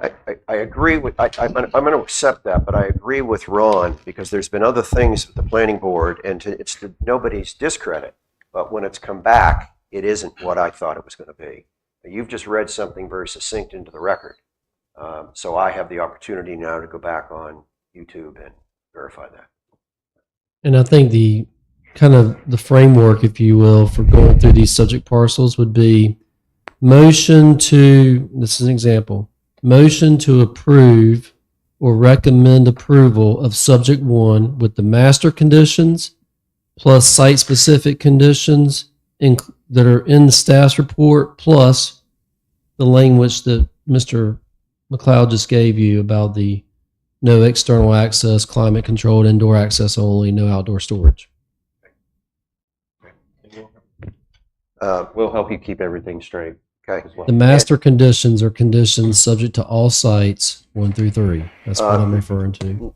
Grady, let me it's easier for me to call you by your first name, but I'll go by that. there's something that I've made very clear that is a deal breaker for me. Uh-huh. So I would vote no unless the applicant is willing to remove the retail sales establishments not otherwise listed. Unless that would be removed, I would have to, if the motion is to approve, I would have to vote no on that motion. And that's fine. Okay. Can we get a consensus of where we're at? Like we said, are we agreeable to Mr. Trask as a We board? just said yes. Okay. All right. So what was the applicant's position on this aspect with the retail sales establishments not otherwise listed? So again, that was imported from the UDO. I understand that. This is a special conditional zoning hearing.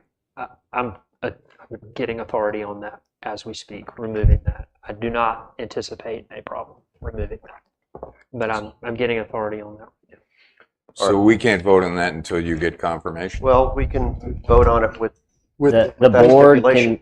may move forward with a motion to include that as amended. Remember, they only have to be the conditions only have to be agreed upon at the point at which town council would act upon. There's 4 things we can do here. We can approve, we can deny, we can approve with modifications that are agreed to.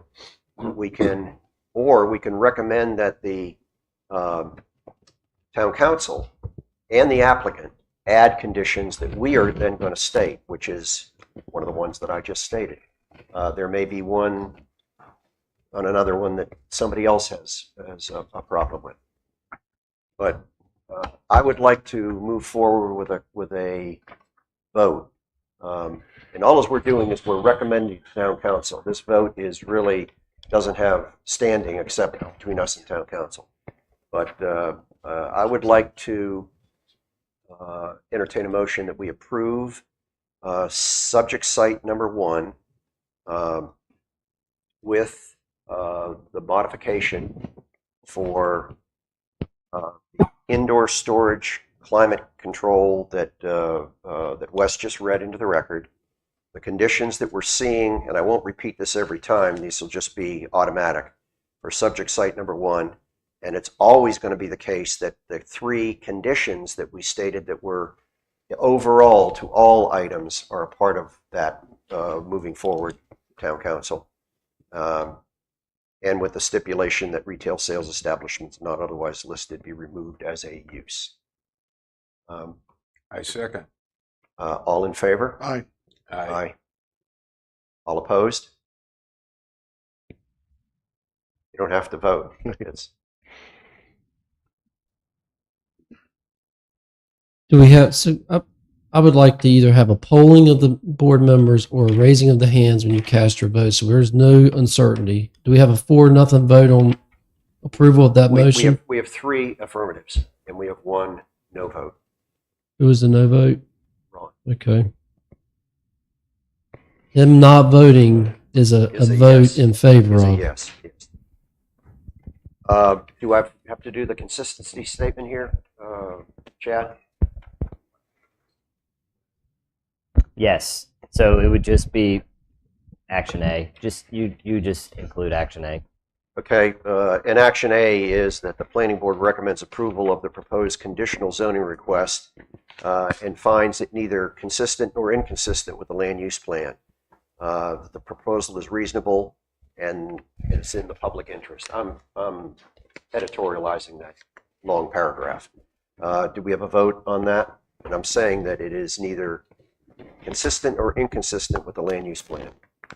And this is for subject track 1? 1, but that the proposal is reasonable and in the public interest. Richard? I would vote yes on that. Jerry? Yes, as well. Okay. Sure. Okay, we have 4 yeses. Okay. Mr. Chair, may I make a statement on the record about the tree ordinance concern? Thank you. On the tree ordinance, we can commit to an ordinance and including a condition on that before council. We believe the proposed ordinance will be acceptable. We just need additional time because it's draft language, but we will commit to including a tree ordinance for each site before council considers this. That's the statement that we're able to make on the record about the tree ordinance issue, in addition to the specific tree preservation conditions that are imposed. So you do that for every site. It would be a tree condition and it may be no condition. And we will deal with that with council, but we are pledging to deal with that issue with All right, council does the specifically. planning board understand that? Yes. No. I guess no. No. Restate that again, please. So there are specific tree conditions, tree preservation conditions included in these conditions. We're In here the conditional rezoning application. Correct. Okay. We're here to entertain additional tree conditions for each site specific review. Okay. In addition to that, and I'll read the statement again. In addition to that, on this issue of the draft but not yet passed tree ordinance, we will commit to an ordinance, to consenting to an ordinance and including that as a condition before council, because that makes sense with the way this is coming out from a time perspective. We believe that the text of the proposed ordinance that's out there right now That we provided you. will be acceptable. But we just need additional time with that. This has all come to bear relatively quickly. But we will commit to including the language of that tree ordinance in each site proposed. So that's going to be a master condition. Yeah, that will be a Okay, master that's what I- condition. But so- we need, but I do want to be clear, we are going to need to address that on a final stage with council. Okay, so that becomes the 4th condition in our overall conditions that are applicable to every site. We won't include that. The intent would be that we will no longer discuss the draft ordinance. The only thing that will be discussed in terms of tree preservation if there's a specific area on a specific subject site moving forward. All right, I'll half a loaf, but it's okay. But that is going to be, and just so this is on the record for future, with respect to each site, that's going to be a final thing to address with council. Mm-hmm. But we are committed to bringing that to the table and addressing that with council for each site as they didn't, we don't know what council is going to request of us when it comes to some of this. And so what we're doing is pledging and committing to bringing that issue before council and to addressing it as council sees fit for each site. Okay. Let's move on to subject site 2. If I may, the retail sales establishment not otherwise permitted, so that we don't address this at each site. Is the applicant prepared to have a master condition that use will not be permissible throughout? Because I believe it's going to come up at each subject site. Most of them. Anything that has commercial in it will.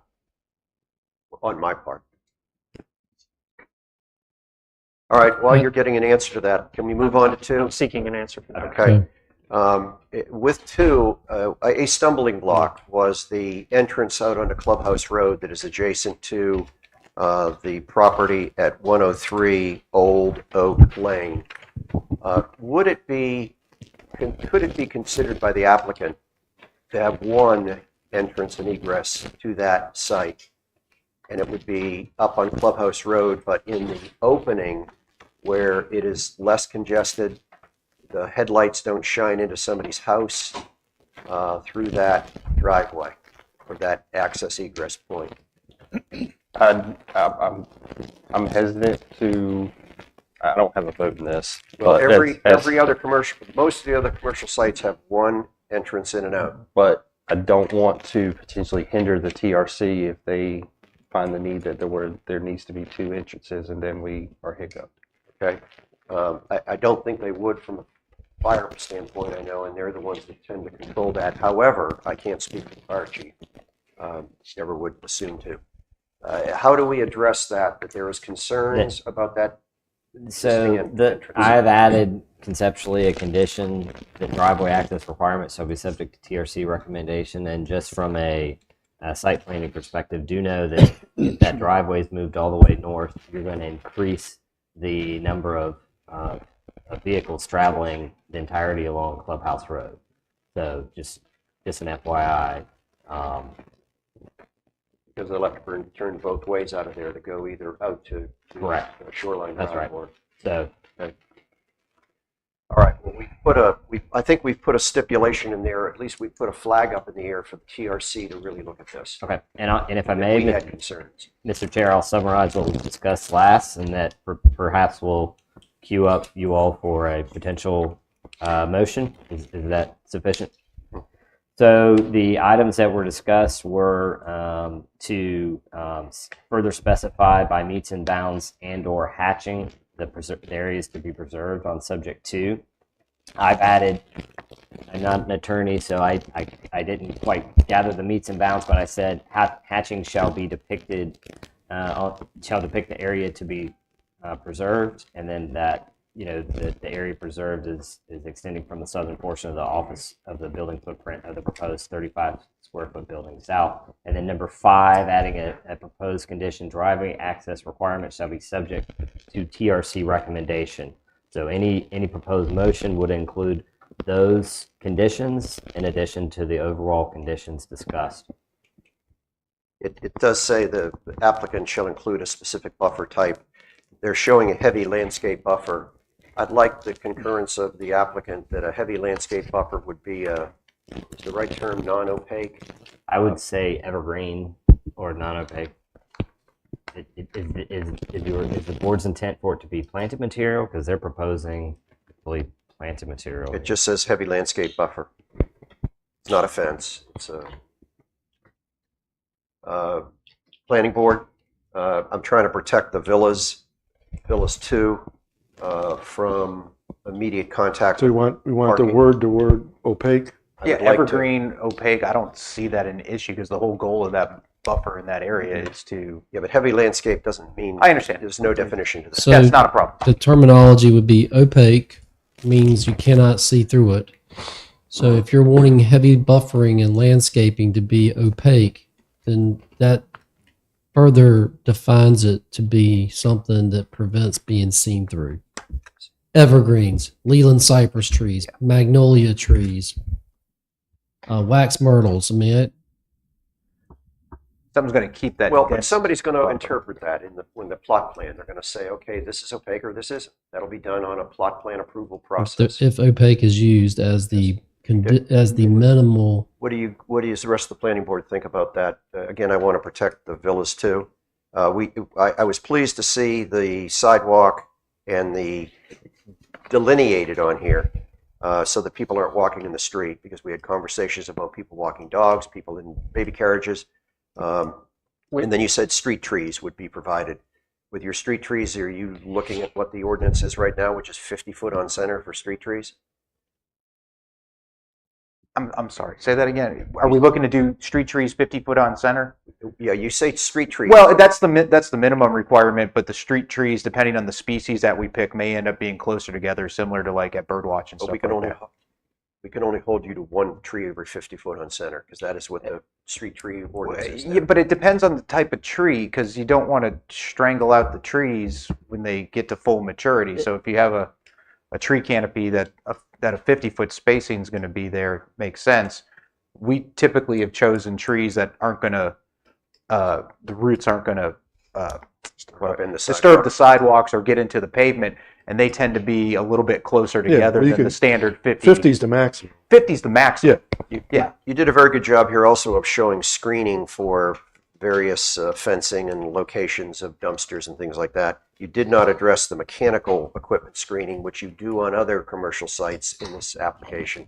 I would like that to be an agreement that that's what you really mean. It isn't just dumpsters, but it's mechanical equipment as well. You just didn't have that note here. Sure. That's not a And I would defer to staff and council on this. Just a quick comment. If it's not otherwise called out here, the UDO would control. So we do have the benefit True. of the UDO backing all of this up. This isn't necessarily a situation where if it's not addressed here, it's not addressed at all.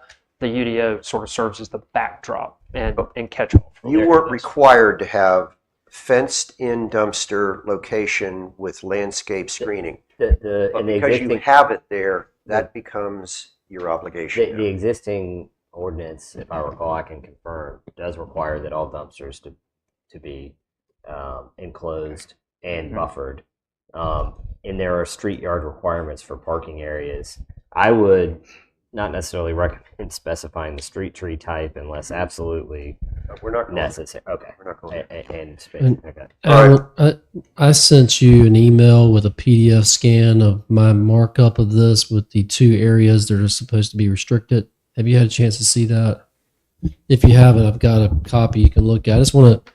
Oh, I see it right here. For the record, I sent a markup with blue ink, blue outlining to staff, and then I forwarded it to Alan that illustrates the 2 restricted areas that are going to be preserved for trees and for park space and open space. And I just want his affirmation that those areas depicted are what we're talking about.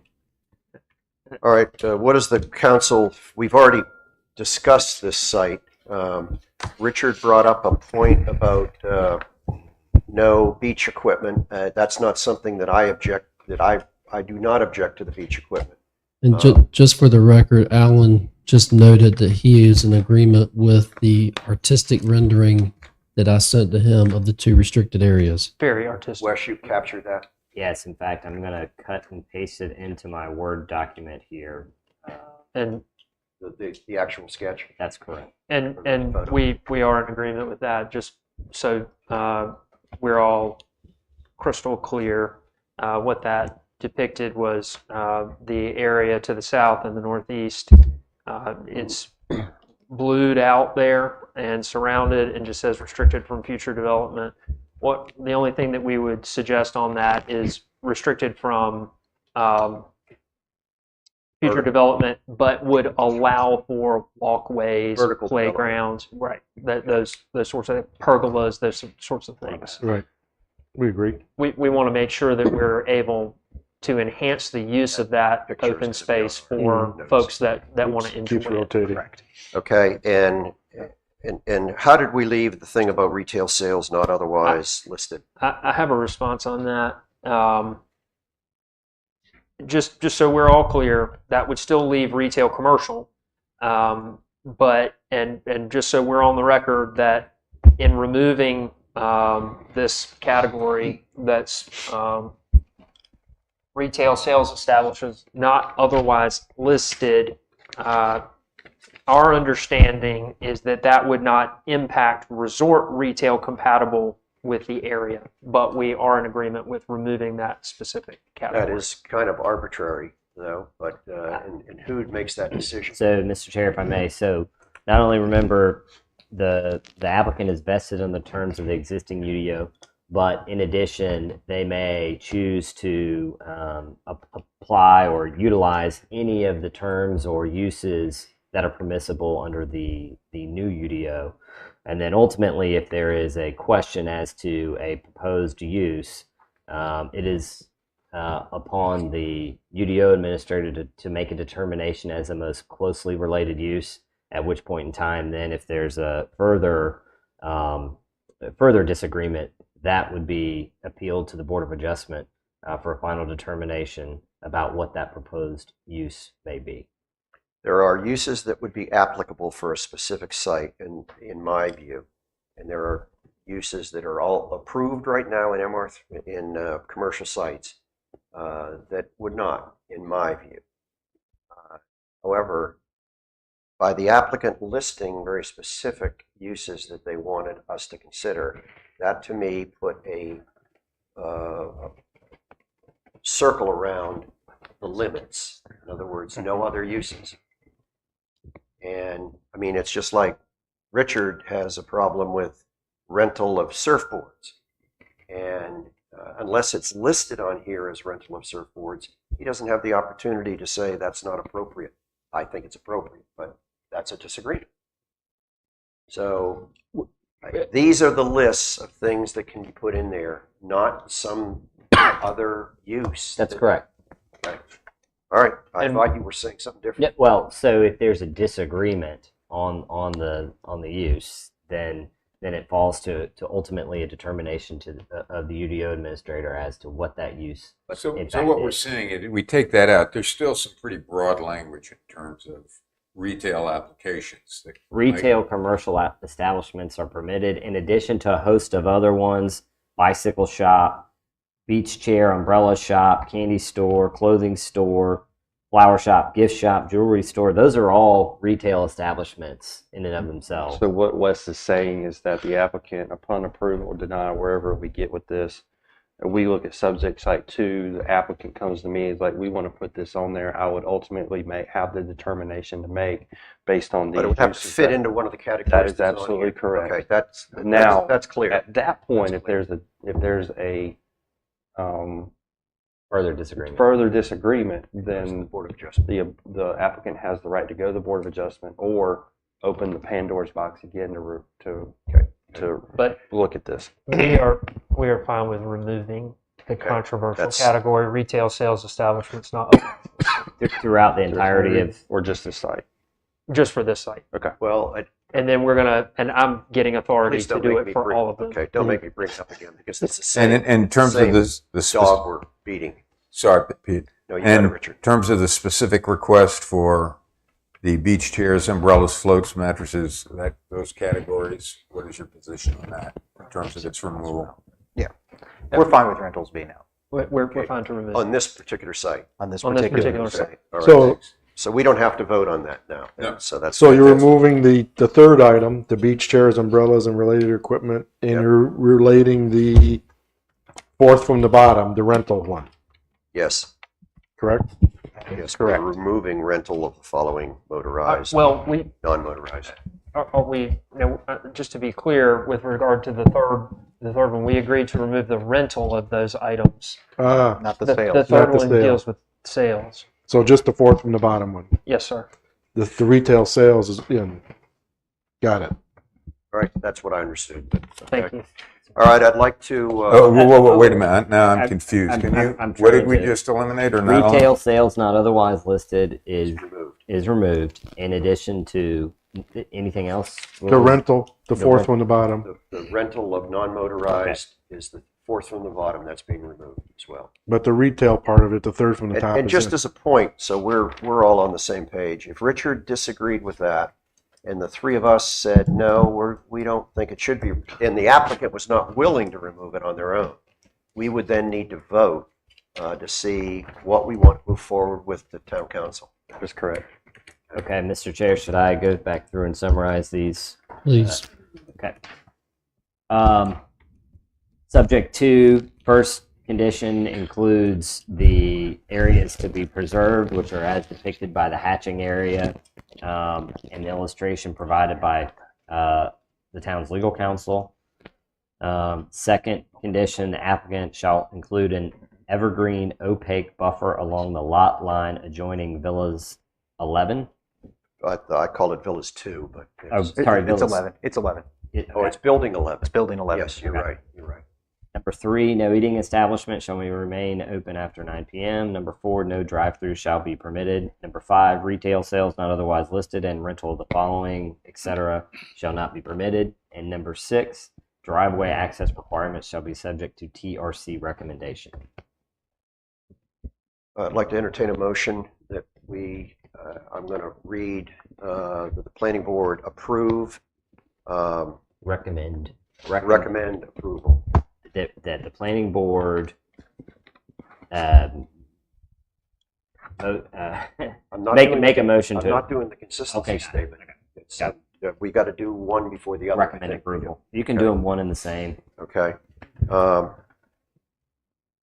Well, if we can do, if we just vote on the consistency statement, is that good enough? Action A includes the recommendation for approval Okay. in addition to the All right. consistency statement.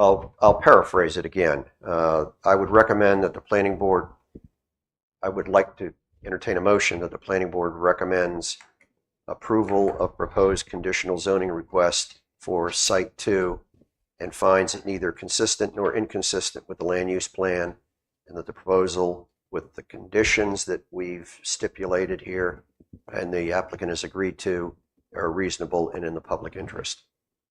I have a second. I second. Any further discussion? All in favor? Aye. Aye. You taking a roll? Richard, yes. Jerry, yes. No. Richard, no. Take a roll. Oh, I'm sorry. I thought Roll. Richard. Roll Take a call. roll. Richard. Okay.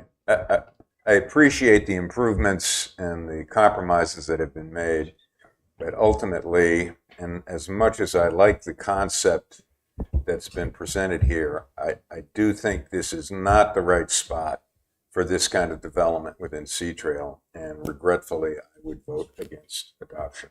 Okay. We have a no from Richard. Jerry? Yes from Jerry. Ron? Yes.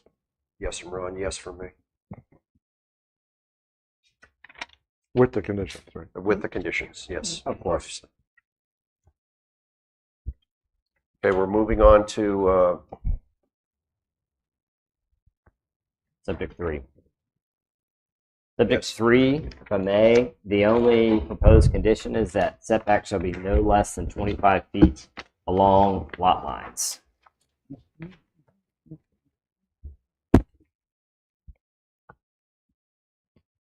And that's been done. Yep.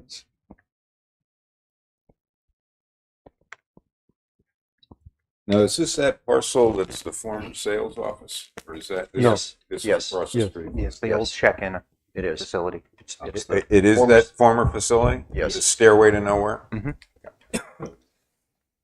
Yeah, the setbacks have been complied with on this drawing. as I see Well, it. there's a note on the new drawing you have. It's in the about halfway up. It's right underneath the fairway number 1 tee box that it shows there, and in that black print it says the 15-foot rear setback reflects da da da da da. You've changed that to 25-foot rear setback, so that 15-foot needed to be amended. Gotcha. And we have removed retail sales establishment not otherwise listed from this. That has not been discussed as of yet. Yeah. Can we discuss it? 'Cause Well, I think- he's getting we're going to do it on a 1-by-1 basis. With if it suits the board, I think we can take a step back and talk about the resort this issue of the retail sales establishments not otherwise listed, which is again, we're trying to solve a problem that got imported in, but we are comfortable removing that. The reason that we are comfortable removing that is because we understand traditional resort retail, the retail that would go into having a resort of the design and nature of Sea Trail, that would still be allowed for and included, and that what we are doing by removing it is removing an ambiguity, removing something that's kind of like a catch-all. But we still understand traditional resort retail to fall under this retail commercial establishments category that's there. And as long as we're all on the same page about that, then We already beat that, and that's between you and the UDO administrator for his interpretation or her interpretation. Mr. Chair, if I may, can I just ask just a bit further clarification of what you would just provide an example of that? Just I want to make sure that everybody's all clear here. Sure. It's a bad example because it's already listed, but beach chairs, fun things to buy. Back to beach All of that sort of thing that would go if you are a visitor in, you're going on a golf weekend, the things you need to buy to accent your fun, to help your vacation along the way, but also for the daily user of the facilities. If there's a million different things that it could be, but things that are in connection with the use of the property for recreation and in a resort sort of framework is what we're going for. And for the record, this is a perfectly appropriate spot for that kind of establishment. It is outside of a residential zone. It's a fairly heavily trafficked area. People are going to be going to the golf course, played our round of golf, want to rent a chair and go to the beach. Great idea. They didn't list it here, though. Yeah, they could move that one here if they want. But from a master standpoint, we're comfortable removing that just with that statement and understanding. Here's a concern. Well, hold on. So we can add that as the fourth master condition. Is that what you're saying, Alan? I think. I don't know that we need to add it necessarily as a. It only shows up master because it's not on every. All right. It's not on every site. Okay. It shows up where you're showing. It's in the commercial spots. Okay. This is a commercial spot. You just for some reason didn't show it. Ron, want to start with you on this number 3? Yeah, they made the change that we wanted, other than that typographical error that you brought up. So it's fine. I guess the uses are fine. I guess I interpret the way Alan interpreted, as Wes told him, the accessory uses to the kind of base use of this property are allowed, subject to the UDO administrator. So for what he's verbally saying here, I think, well, I'm in general agreement on, I guess. I mean, like, this is a resort area, so the resort type functions are there. If there was a resort retail, we don't have, I understand. In the absence of that. Again, we went that discussion last time. We have a table of uses that is somewhat challenging, let's just say, good number. So your option is to list everything off the list and take off a general one. So we're trying to reach a compromise where the general one that says anything else is kind of gone, but give you retail that's kind of an accessory use to the base use is what's included. So if that's your intent, and we feel that we have the intent publicly recorded here, then I'm fine with it. Yeah, and again, our understanding is that the retail commercial establishments covers that these are very similar things. I think our UDO protects us here because the UDO administrator is the one that will deliberate that when you come through with a use that isn't specifically listed on here. If he can't put it in one of these categories, he'll likely deny it. She'll likely deny it. And sorry, Pete.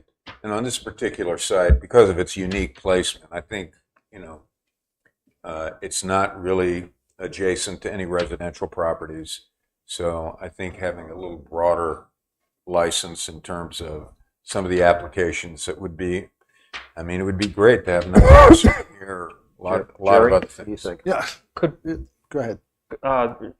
real quickly, would it be an option to take the rental category from 2 and add it to 3, since 3 is a more commercially sort of It's fine Yes. with me. geared area? Yes. If we could add that, then that would be helpful. Thank you. Jerry, I have well, no problem with this. okay. One of the things that I'm looking at here, and I'm sure this is another technical review committee look, we've got parking that is perpendicular parking that's going to back out onto Clubhouse Road when the people are using it's delineated for use on the pitch and putt across the street. And that to me is a concern. And I will bet, I would wager that the technical review committee would have a problem with that. And there is no clearance. As you're pulling out of one of those spaces, if you pull in, you're going to be backing up. And I don't believe that that's permissible. By ordinance. Yeah, it's not permissible anyways. It just happens to be on that site plan. Is that just an error or it was just there? It's kind of just the way the site is today and leaving it Yeah. alone, but So- Well, it can certainly be reworked moving forward. You've with- also without any removed issue. the previous entry-exit that was north of where that parking is that I'm talking about. It seems like that's been removed. Correct. And the only in and out would be on Clubhouse Road, which we talked before about the relationship of that with the in and out point for River Creek condos, the cart path that goes across there to Maples 1, and the Old Point Lane street that comes in just on the west side of the Maples Clubhouse. So you've taken away one entry exit. I thought you took the best one away. And I don't know why you took it away because I don't think we ever complained about it unless it was maybe you misunderstood our concerns for which one was desirable. And I mean, which we one- can certainly readdress when we get to a site-specific level with the planning or with the TRC as to what needs to be addressed going forward. I mean, obviously, this is a bland box, so to speak, Okay. you know, as opposed to a A specific. note I'd like plan. to add is TRC will look at the perpendicular parking and the access and egress shown on this site. Okay. Okay, we've all had our chop at this. Any, And we've added the rental. yes, we have. And Wes has already indicated that. This land is classified as recreation. And I don't have any further notes. We all know that this is in a flood map designation, but they've shown that on the plan. So obviously, other phases of a plot plan approval would take that into consideration as to where you can build something vertical and where you cannot. Correct. If it would please the planning board, I'd like to entertain a motion, and again, I'm just going to stick with the consistency statement, that the planning board recommends approval of proposed conditional zoning request for site number 3 and finds it neither consistent nor inconsistent with the land use plan, and the proposal is reasonable and in the public interest. I so moved. And we have a Second. second. Any further discussion? All in favor? Aye. Roll Aye. vote. Richard? Aye. Jerry? Yes. Ron? Yes. Yes for Larkin. Wow. Breakneck speed. Okay, number 3 is dealt with. Going on to number 4. I typically deal with 4 and 4A in the same breath because they are very similar use, very similar situation. Mr. Chairman, if you would like, unless there's any objection to the two people to my right, I need to look at the conditions, but you could vote on them at 4 and 4A if you would like to, or would you rather keep them separate? Sure. I mean, unless there's a modification to any of the conditions. Well, if we're going to do 4A, I don't see the setback conditions being right on the, I agree. on the revised Let's just drawing. do Then let's 4 just then. go Let's just do 4. 4. Okay. Okay. Ron, do you want to deal with 4? No, I'm okay with 4 because we got the opaque, again, well, the language maybe should be the same about the opaque, do we have that here? Yes, it is there. Along Rice Mill Circle and Heather Brook Drive. Right. And I would recommend that another condition be added for a similar hatched area as will be depicted in the other areas. Mm-hmm. And the condition would be preserved area to be hatched. And that makes sense because the opaque border is already there. Yep. Yes. And so Although we did come up with on site 4, I thought we came up with, I'm sorry, site 4A. Didn't we come up with something that talked about a 35-foot? We're only dealing with 4 right now. Okay, just we're deal dealing with with 4. 4. Never mind. Thank you for the Yeah, so 4, we're going to add a protected area around. hashed in. What are we referring Hatched. to that? They'll have a standardized hatched area. And what I would anticipate by the time this gets to council, that we'll have some specific language about what Is that what the hatched area means. that's what we're talking about? That's you got it. You hit the There you nail on go. the head. So it's TV. very clear. Grady can provide us another. Grady, What is that? that's the area that's going to be the opaque fence I get buffer. it. I get it. I get it. Yes. Yes. Protected area, what do you want to call it? Mhm. Hatch protected area? Which or- fortunately is already in existence on That's right. the It is. site. So. It is. It'll We're be just cleaned up, I'm confirming sure, a it, little yeah. bit. Oh, sure. Yeah. Obviously, as you go through, I mean, we've got to build the buildings. So there are going to be sidewalks and street trees and the whole 9 yards that get built. Part of the chain link fence is needing repair. All right, I'd like to entertain, if it's the planning board wishes, I'd like to entertain action A, that the planning board recommends approval of proposed conditional zoning request for site 4 and finds it neither consistent nor inconsistent with the land use plan, and the proposal is reasonable and in the public interest. Richard, I so move. can we have a second?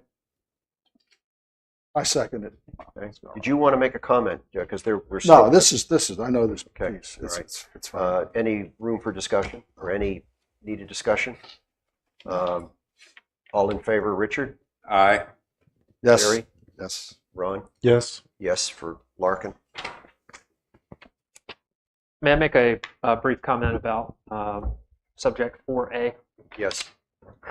Notwithstanding what is reflected on this drawing, which again put together in a hurry, I want to make clear for the record that all written conditions for 4A are acceptable to include the rear setback of 25 feet, not 15, the side setbacks of 12 feet, and the vegetation preservation condition. So all, just to be clear, all of the written conditions for subject 4A as reflected on page 11 of the staff report are acceptable to Riptide. So you'll update the drawing. And we at will some- update this moving forward. Okay, Yes, I sir. have one, you may be able to easily deal with this. We have Cobblestone Village is behind us, behind this site, and specifically, we have, bear with me, we have Talbot Court, and there are at least three homes that are back there. Right now, there's a solid wood fence that is in somewhat need of repair. You've revised that rear setback from 15 foot to 25 feet. What kind of buffer are we looking at back there?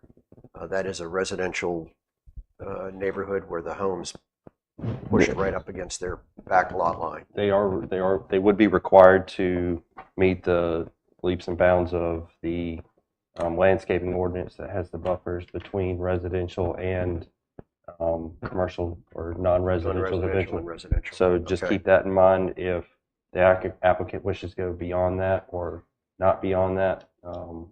They have that right. So you're saying we're already addressing that in our existing UDO? And yes, unless you want them to go more There's a fence there. further now? restricted. There's a 6 foot tall opaque fence that's there right now. Does the applicant intend to keep that and replace it or renew it as necessary, or what's your plan there? Do you know? the site will stay as is. I mean, we're not proposing any new buildings. We're proposing utilizing the site as is for the maintenance and, I care don't of the know if golf it's their course. obligation to fix the fence that's there because it still is functioning, but at some point in time, it's going to fall down. Obviously, if the fence is dilapidated as we move forward, we just repair it as necessary. Todd, where's the fence? Right on the property line. On the rear? Yes.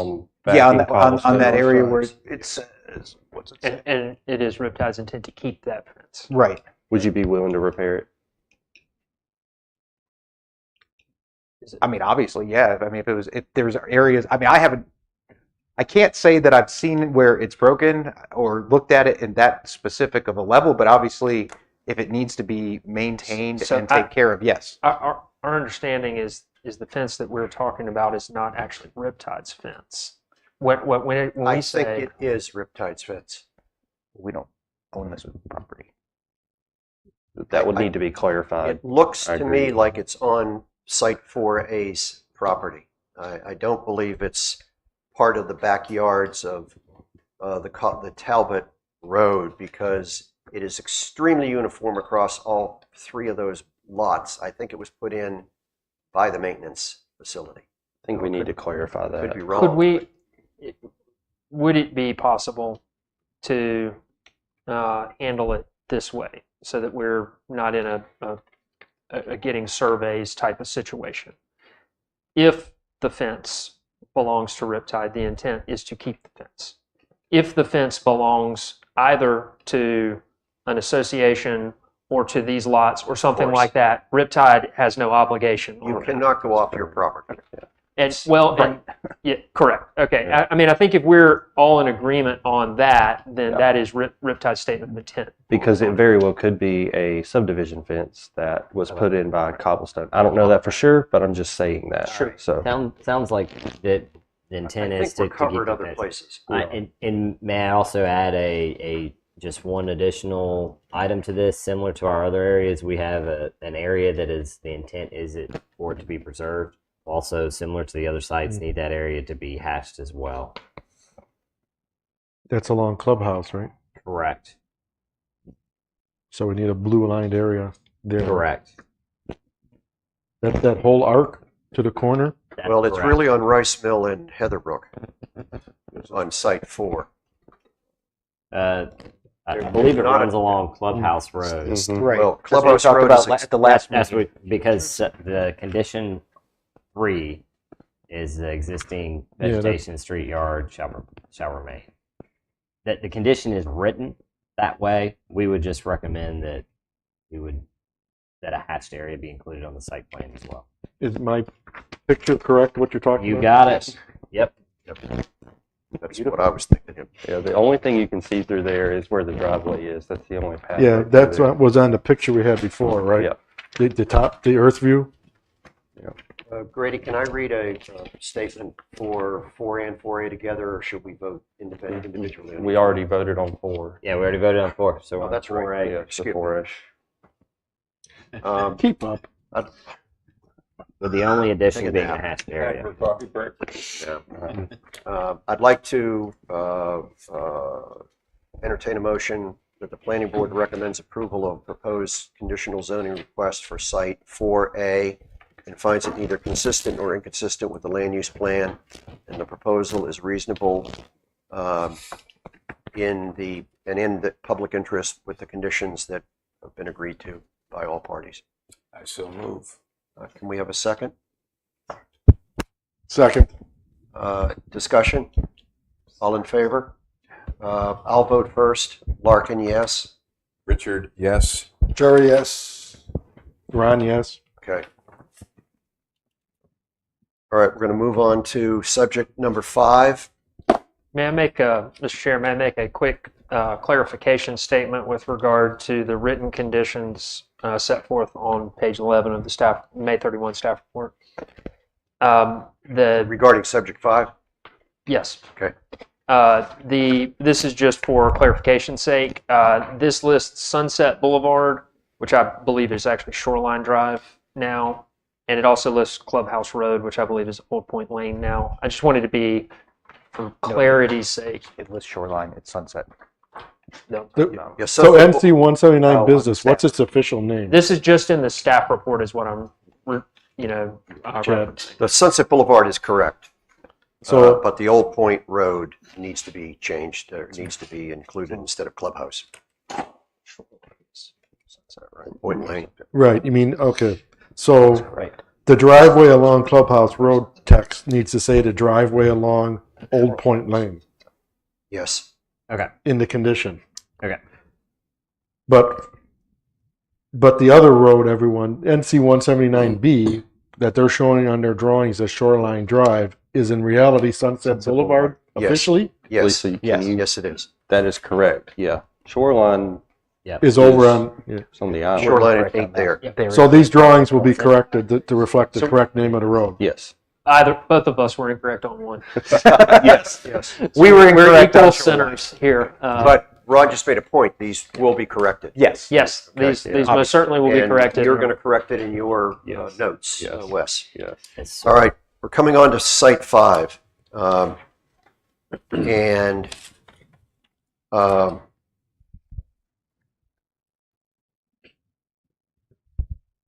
the applicant has removed the entrance and exit on Sunset Boulevard because we suggested that due to the severeness of that intersection.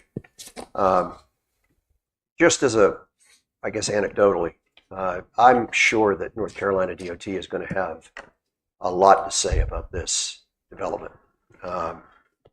And particularly when it comes to a deceleration lane being required there. The negative camber, the negative pitch in that street is unbelievable. I've had 2 occasions where we've been directing traffic there for a couple of hours because tractor trailers and moving vans have gotten stuck on there because they go up over that, and then the middle of their cab runs aground. It's on a curve. 5 and 6 are create safety issues that I'm sure are going to be long and hard for North Carolina DOT to accept. Short of a traffic light being put there, and the DOT hates to put traffic lights in. They would rather give up their firstborn than put a traffic light in. Yes. Depends on the firstborn. Yes. Also, Ron brought up a point. Well, I'll let you bring up the gateway point because it's your baby. Mr. Chair, if I may, regarding the DOT, that would be only subject if DOT had any comments and changes to. I appreciate that. I'm not. Okay. All right. I'm just trying to say that I'm forewarning Okay. that I would predict that this doesn't happen. Okay. Okay, so I have 2 comments to make. I'm assuming, Wes, that we're going to need blue hatched in areas.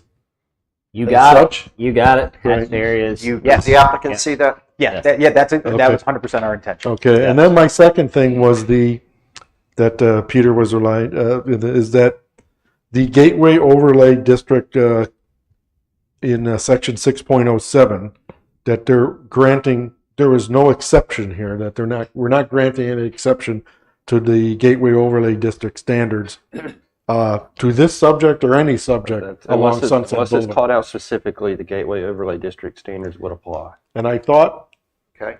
Is that- in the previous meeting there was some question on the applicant's part whether they I think agreed to that. Well, I think So the they question is understand it now and they're fully agreeable. I Those think the clarified. question Yeah. was to clarify to make sure the applicant didn't know at that time that this would fall under the overlay district, but it does. Is that correct, Todd? That's my understanding Yes. as well. And there's no request for any exceptions or Right. exemption on this. Okay, I think that's important enough that it be added to the notes. Well, I mean, it's in the UDO, so technically it's already there. All right, well, we were stating that we're not waiving any of the overlay Correct. district requirements Correct. for anything along Sunset Boulevard. Okay, Correct. all right. If it is helpful, Riptide's position on this and all of those sorts of things moving forward is that it's engaged in proposing its own restrictions for these properties and has responded with an overwhelming acceptance of the restrictions proposed by the planning board and is responding to those in real time, but is not asking for anything other than what's already been discussed. Yeah. From our standpoint, we're in a responsive mode at this point. Right. It's just that you weren't here last time, that there was just, I was here in spirit. that you, oh, you were, that you were, the applicant was unaware of that requirement. And so we're just clarifying that you now are aware of it and are okay with it. I think this is a perfect example of where tree mitigation would come into play. This is to me, this is a sensitive site with mature trees. It's very, very heavily wooded. I counted 35 mature oaks on the entire site.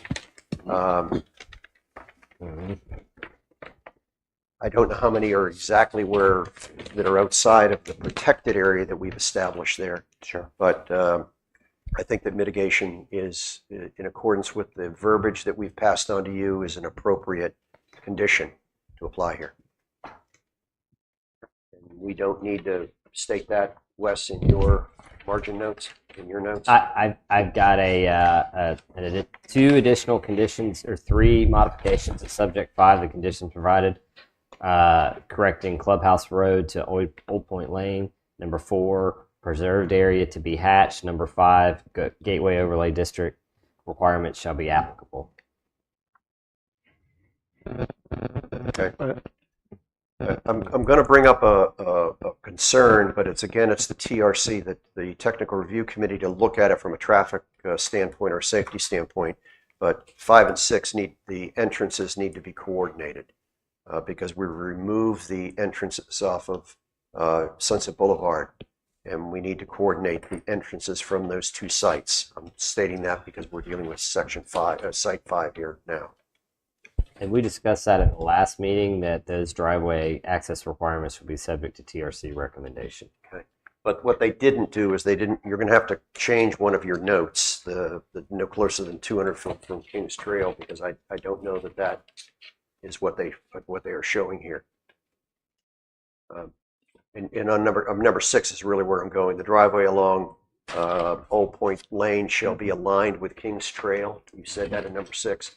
And I look at these two sites as having synergy together. So we'll talk about that when we come to number 6. But So, all right. Well, let's talk about subject 5. I believe the last time we discussed was the intent was to pull the driveway off Sunset Boulevard, and then the driveway on subject 5 to provide enough separation from Kings Trail, and then also enough separation from folks so that there's not queuing or stacking along Old Point Lane that would create an issue on the Sunset Boulevard.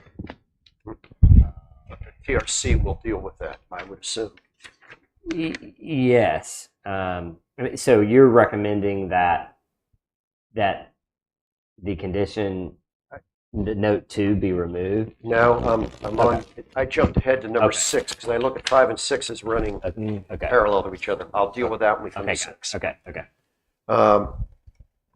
Jerry, anything on site number 5? The only issue I have, of course, is with the oak trees. I think we have addressed the mitigation process with that as well. Well, So the mitigation process is up in the air. Yeah. It's not been written. So to take any of those trees out along that drive up, Well, I'd be totally against. It's in accordance with the documentation we've handed them already. Well, it's also in coordination with the current UDO stating that it would be a heritage tree, and there are heritage tree provisions in the UDO as we speak. Yeah. So just keep that in mind as well. So what would they do here? They'd be required to mitigate. Right. Regardless, absolutely. under the terms of existing. Yeah, but I'd like it done under the new wording that the planning board has developed, Sure. rather than the existing wording, which I think is So, quite weak. Can you just chat for an example? I mean, we got the picture of the site. We're clearly we know there's 2 triangles that they're going to preserve everything in, that we're going to hatch out. But clearly where the building is and the parking lot is going to down a lot of trees. So can you just tell me when they what's going to happen when They will do a tree survey there where they're putting up the building and parking lot. Is that That is correct? correct. And they're going to identify The heritage trees, based on tree the species. old EDO or some new language that's going to be written. The old UDO At a minimum, it's old. At a minimum, and then it's possible that the applicant would agree to the new requirements. So if there's a 36-inch oak on this I'm trying to pull it up. on this All right. property where the building is, and they have to take it down because obviously the building's there, Mhm. what will they have to do? Under the current UDO, they would have to plant a species back onto the site. So for heritage heritage trees permitted to be removed shall be replaced on a 1-for-1 basis with an approved tree. Yep. Replacement trees shall be planted at a minimum caliper of 2 inches at 4.5 feet above ground, Right. and be of the species identified in the canopy or under. So I guess we're getting to the point of my main objection. So if they take down one 36-inch oak tree, they put up one 2-inch oak tree, That's correct. which is my biggest problem with this whole thing. Again, And our new language, if I remember correct, and Wes can correct me, that we're doing a 1-for-1 DBH. So if they cut down a equivalency. 36-inch oak, they will need to replace 36 inches of. Is that I correct? would need to confirm, but yes, I believe that that's generally correct. That's why I believe it's powerful here that the wording that we have presented them, which is something that the planning board is satisfied with as being the way to deal with tree preservation And or mitigation. tree replacement. Yeah. And that I would that wording because our existing wording in the UDO is weak. I understand, and if I may, because I deal with this all across the region, tree preservation is a big. It's a real hot topic, and just note that, I would say that our local governments are in fact lucky to still have that authority retained. So I just want to point that out.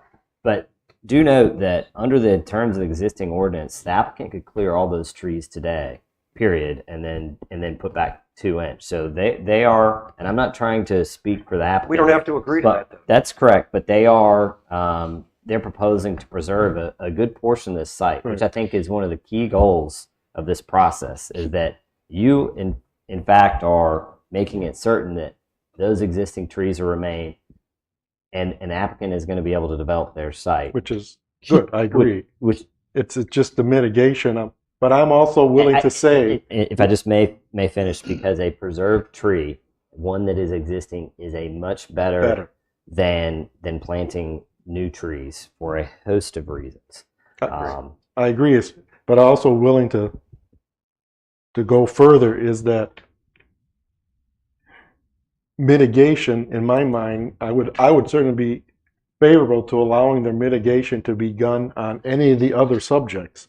In other words, if a 36-inch oak disappears because it's right smack dab in the middle, and they're saving, and there's no place to put 36 inches more of oak on this site. Sure. I would encourage, or the way we write the language, that they could put it on these 20 other sites. So perhaps that could be a condition, and so if You can mitigate off-site, would you add another site. for this particular site agree to mitigation off-site? And you have ample room on the site right across the street, in Site 6, So I don't. to replant hundreds of trees. No. Well, let Grady. Okay. So, what did I miss 2.5 hours ago about the tree ordinance condition and Mr. Trask representing to the planning board that between now and this matter coming up before council, they would agree upon tree preservation and mitigation at the time that each parcel is considered before town council? He's already made that representation. It's a master condition. What are we talking about right now? You're right. We are replicating stuff that was plowed. You're right. But I don't think, did they say it was a master? I don't think they said it was a master condition. It would be considered before council. Well, Per it isn't. site. Yes. In other words, we're pushing this down the Let them road. answer. Yes, we would consider with council tree ordinance and mitigation for each site at the time it goes before council. Per site, Before town council. Correct. Yes. Yes, but not as a global condition. correct. To this, We're not in a legal position to agree to a custom mitigation schedule or something like that because of where the process stands. But we are committed to address those things with council. We've gone on the record with that, for each site as it comes up before council. For all sites. Yes, sir. Yeah, I'd like to interject something here. I mean, we're grinding away at this, and I think in some respects we need to dolly back a little bit. One of the things that I'm very concerned about is that there are a lot of really good ideas in here, but I think there are some applications that I just think are inappropriate based on the land use plan and the amount of commercial zoning that we have right across the street that's MD2. I'm not inclined to create more commercial zoning along Sunset Boulevard and replace what is one of the most pleasant wooded areas adjacent to a beautiful golf course. So I always want to explore how we can improve something like this. But I think in principle, this is one that I think we need to say to Riptide, this is a bridge too far, and this is not appropriate use of this particular land plat. So I want to get my views on the record as to that. Okay, thank you.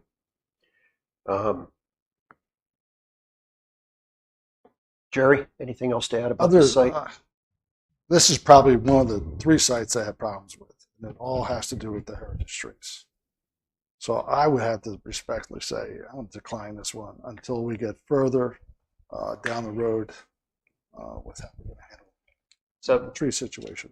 So just so that we understand what the planning board would do with respect to the trees, your votes, I understand that a motion has not been made and you are not voting right now. Your votes would be to recommend against approval. Yes. Okay. I just wanted to understand. That's what Jerry and Richard gave you that indication. From Rob, us you to, wanna- are we going to specify the grounds? I mean, I think Mr. Dysinger has a general objection to it. I've heard others like Jerry say, my only objection is the heritage tree. And I think if there's going to be motions, there are going to be, because it may be that Mr. Dysinger has to make a motion to see if he gets a second and gets a vote on whether or not his motion globally is approved. If not, then another motion would come up perhaps by Jerry that says, I recommend denial solely on the basis of the heritage tree, and here's what I would expect before I could recommend approval or something like that. I think that's what we've got to do, unless there's a consensus on the board of what the motion but would my be. objection aligns more with Jerry is that we're voting these things without knowing what happens to the downed trees. I'll make another comment. As I understand it, and I defer to town staff on this, this property is currently zoned single-family residential at the moment, right? Yes. That's correct. And if it was to be developed single-family residential and the trees taken down, they would be mitigated under the current UDO. That's correct. You Correct. could do that right now. I would respectfully suggest this is a dramatic improvement over development as a single-family home site. But you're getting all the commercial properties. This is a trade-off. This is a contract negotiations. Yes, you could do, then just keep it. Then take it, remove it from this list, and you could do what you could do under the UDO. But you're asking for these changes as an overall plan, which I'm trying to get to yes to. So there is trade-off. And the trade-off, maybe I'm asking for is, can we find some language that we've already found some ways to protect some trees by just cross-hatching, whatever you want to call it. And I'm just a little worried that on places we're saying yes to there's buildings here, trees are down, and we don't really have a we lose a 36-inch oak, and we get a 2-inch oak in the corner in the island of the parking lot. And I don't think that's right for giving in on all these things. And I think that, and I would respectfully suggest that when we're talking about recommending an approval to a body who will ultimately make the decision, that can be included in your recommendation for approval or your recommendation for denial. But that decision is ultimately going to be made by the town council, and that's why we suggested that in order to address all of the tree issues, we would commit to bring those up site by site, and to the ultimate contracting party is the town council. We know that. And so we've committed to bring that up and deal with that on a site by site basis. And we've also forecasted that generally speaking, the language of the draft and not yet approved ordinance is generally acceptable to us. And we would use that as a framework to talk to the town council. Where we're getting into a tough position here is we're being asked to essentially adopt a custom tree mitigation schedule that could change by ordinance later. No, I'm going to stop you because we've given you something in black and white that we would like you to include as a condition. We're not, if that changes, still what you have in front of you is what we're asking for right now. And I think what we are able to say is what we have said. And if that ultimately the board has the vote. Well, so what you're saying is that I need to go to the town council meeting and stand up at the podium as a citizen and say, this is what I want. In other words, I think the town council knows what you all want. I mean, it has the benefit of all of this, and it's working with the same town staff and council. Yeah, but this is a planning board. The purpose of it is to set some guidelines that indicate the balance of commercial and residential build out that we as a planning board want to see. So I'm not uncomfortable with making a very specific recommendation that the town council obviously can accept or deny.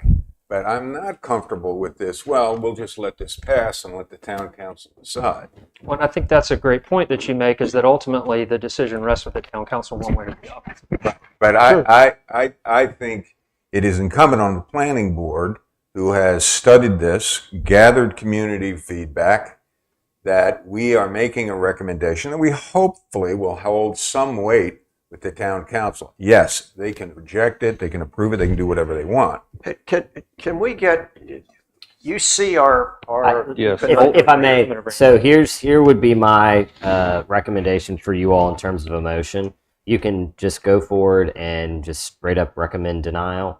Well, I'm going to suggest that we recommend Jerry's thing first, because Jerry's thing gives us some ability to move forward. Sure. Well, I would If argue you wanted that- to add a condition, And then I you would can be always make your motion too. I would Well, be specific that mitigation shall be on a one-to-one basis, because I believe that's what you're after, and it would be specific to this site With a only. certain If I could, Yeah. I have a problem with this. I mean, if I make a motion and we decide to deny this, the tree issue is moot.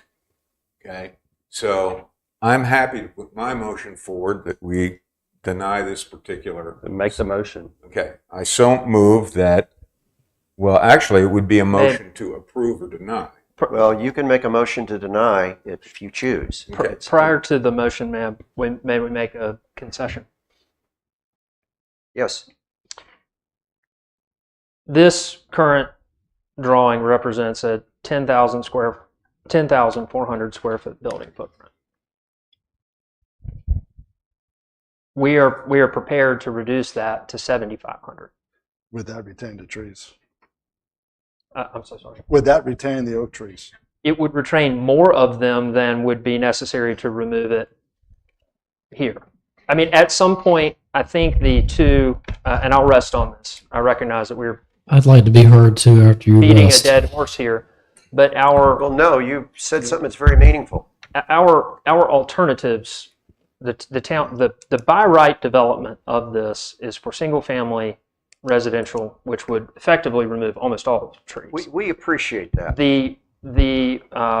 And I understand and appreciate that 10,400 square foot building footprint maybe the removal of too many trees. If the ultimate goal is to preserve, like Wes says, the trees that are there, because that beats mitigation. I mean, 36-inch wide live oaks does not replace an existing tree. And so if reducing the footprint of this commercial building would help in It will also advancing reduce this. parking. Correct. That's correct.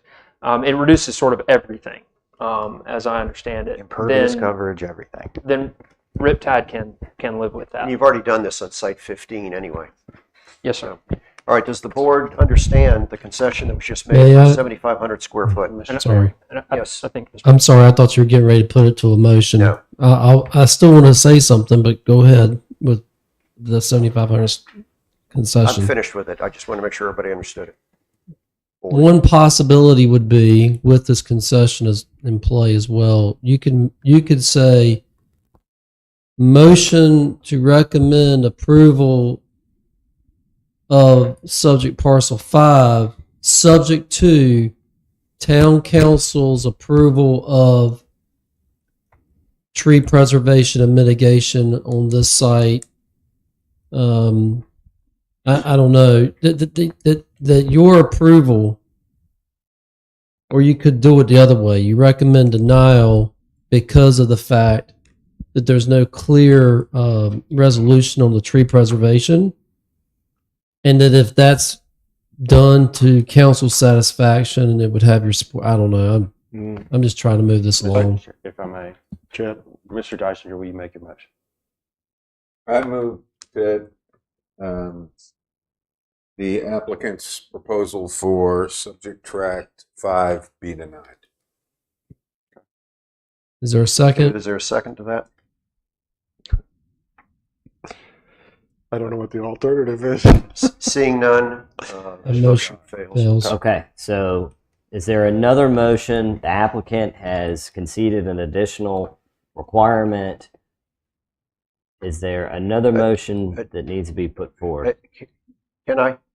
Or Ron, do you want to make it? I'll Go ahead. You free to seem make like it. you got it ready. Go ahead. No, I don't, but I'm going to wing it. Wing it. I'd like to entertain a motion that the for the approval with the modification suggested by the applicant to reduce the maximum building footprint to 7,500 square feet with appropriate reduction in parking, and with the process being understood that a tree mitigation policy for this site will be agreed to between the applicant and town council. I so moved. I'll second. Do we have a second? I just second. All right, so, okay, I'm sorry. A second. Okay. Any discussion?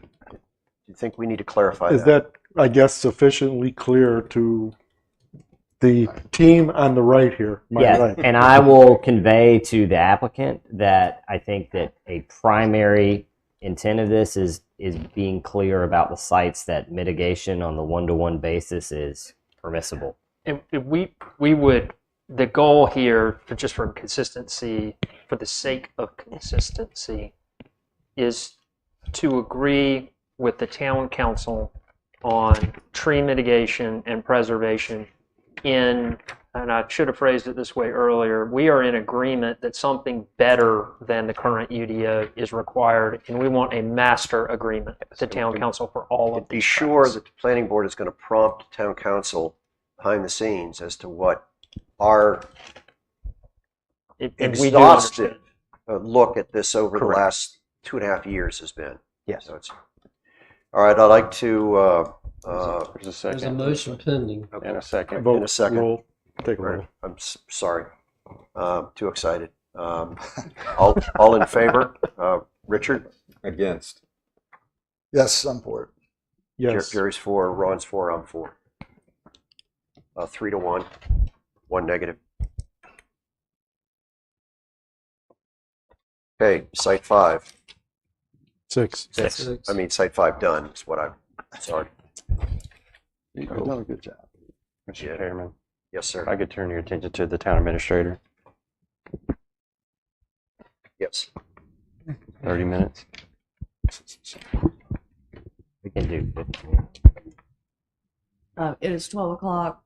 Would you like to recess for lunch? After number 6, probably.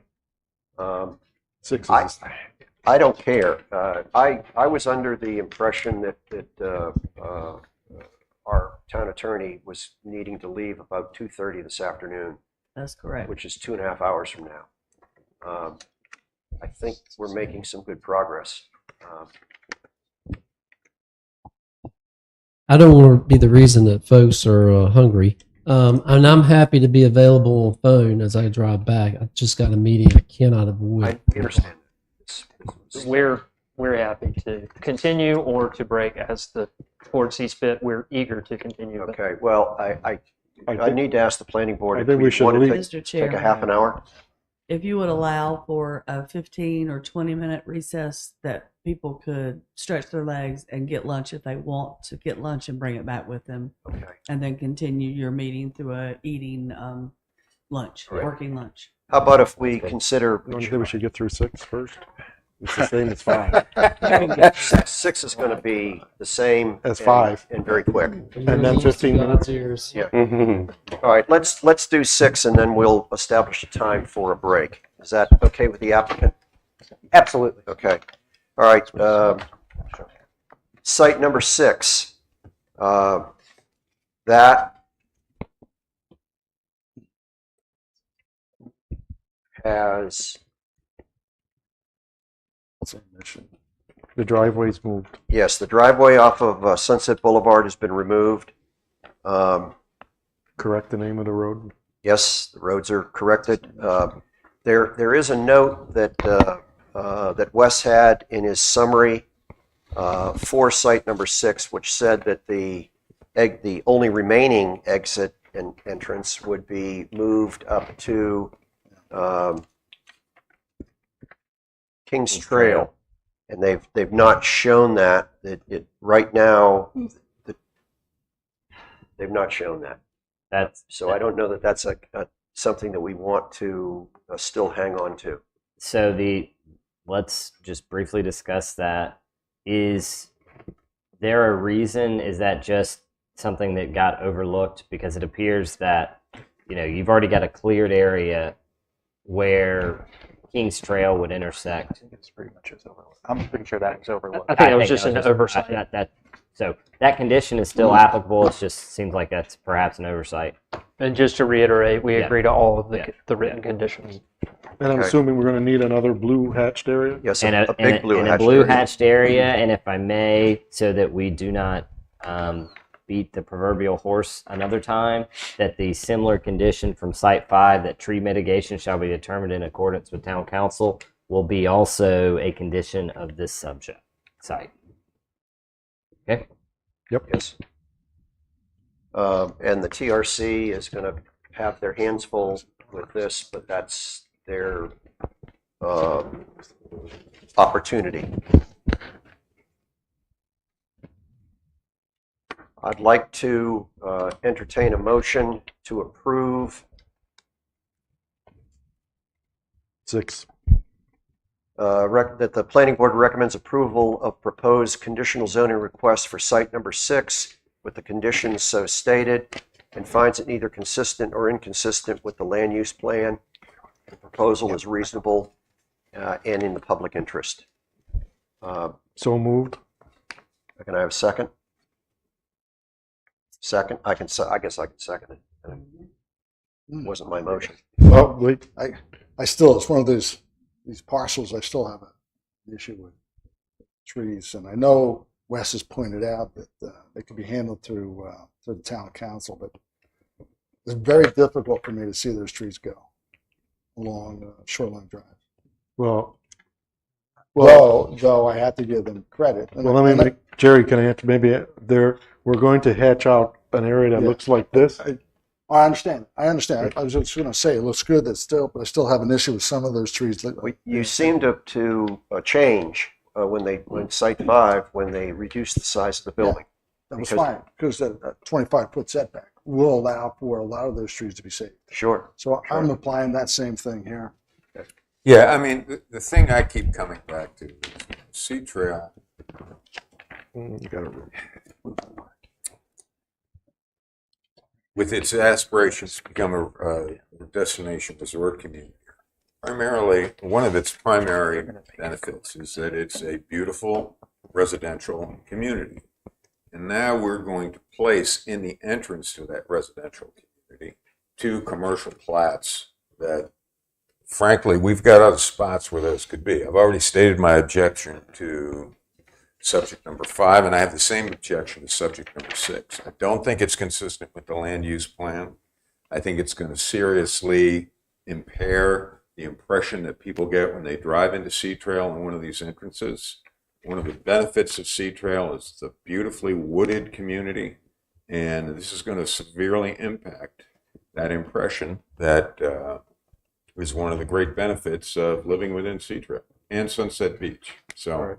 Thank you. Understood.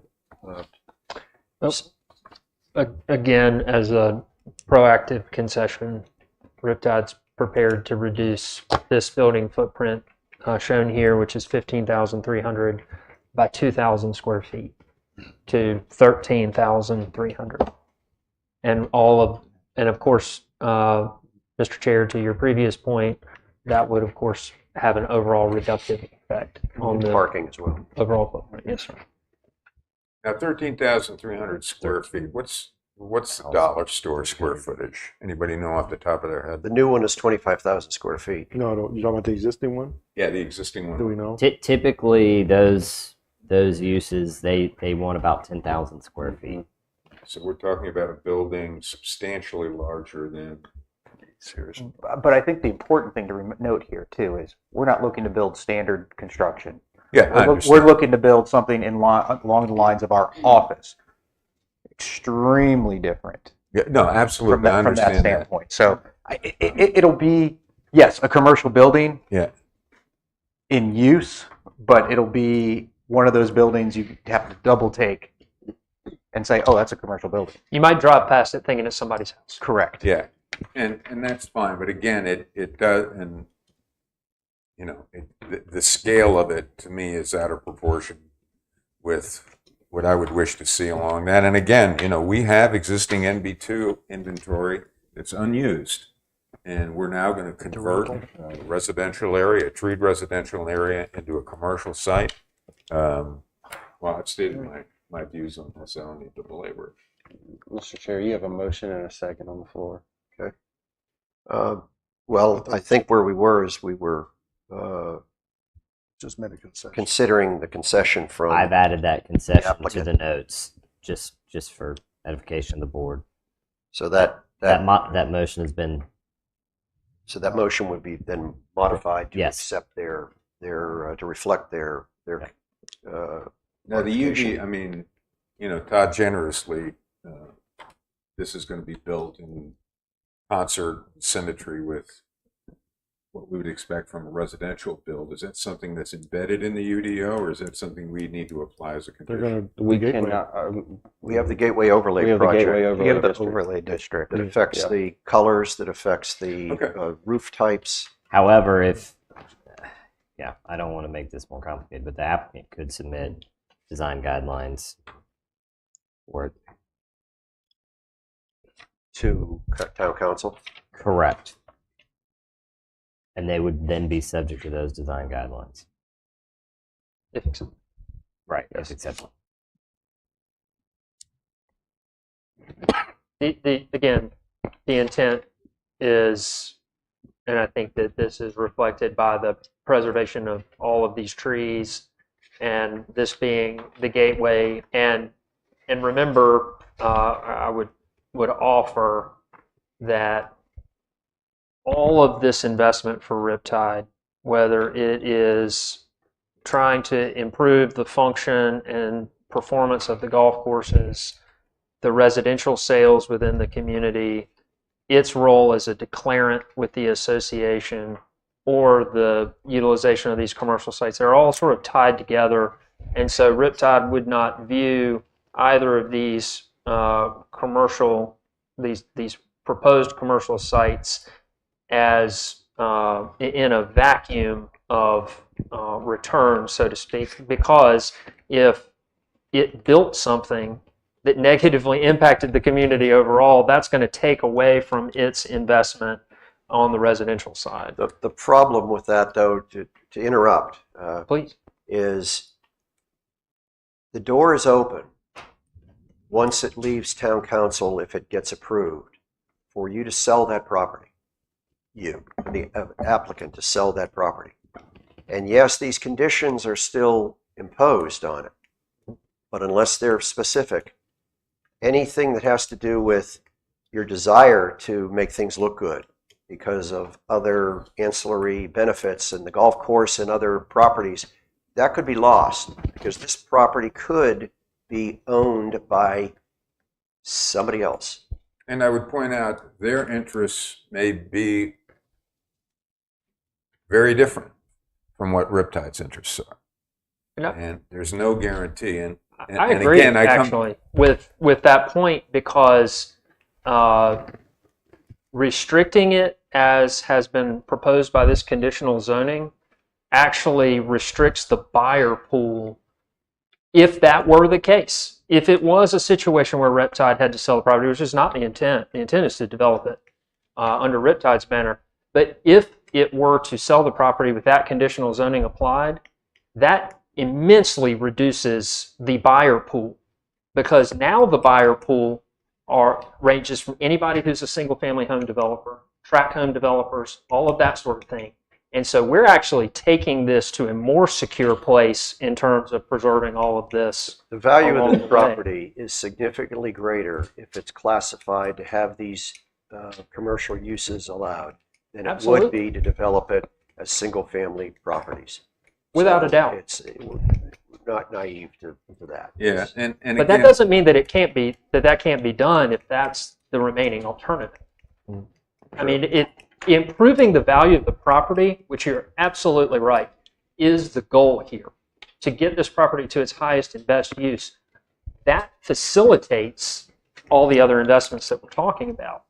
Improving the golf course, they're all connected. All right, we have a vote. Do we need to? Yeah, I'd just like to make one comment, and I agree with your analysis, but I have a very different view in terms of what we're trying to preserve within Sea Trail, which is a balance between its residential essence, which has been Sea Trail is a beautiful residential community. And I get a little upset when I hear this petition about it's a community in decline. Richard, I think everybody on the board here agrees with you. I think there are other sites, though, in my mind, that we're going to be dealing with where that is going to be my main focus, not here.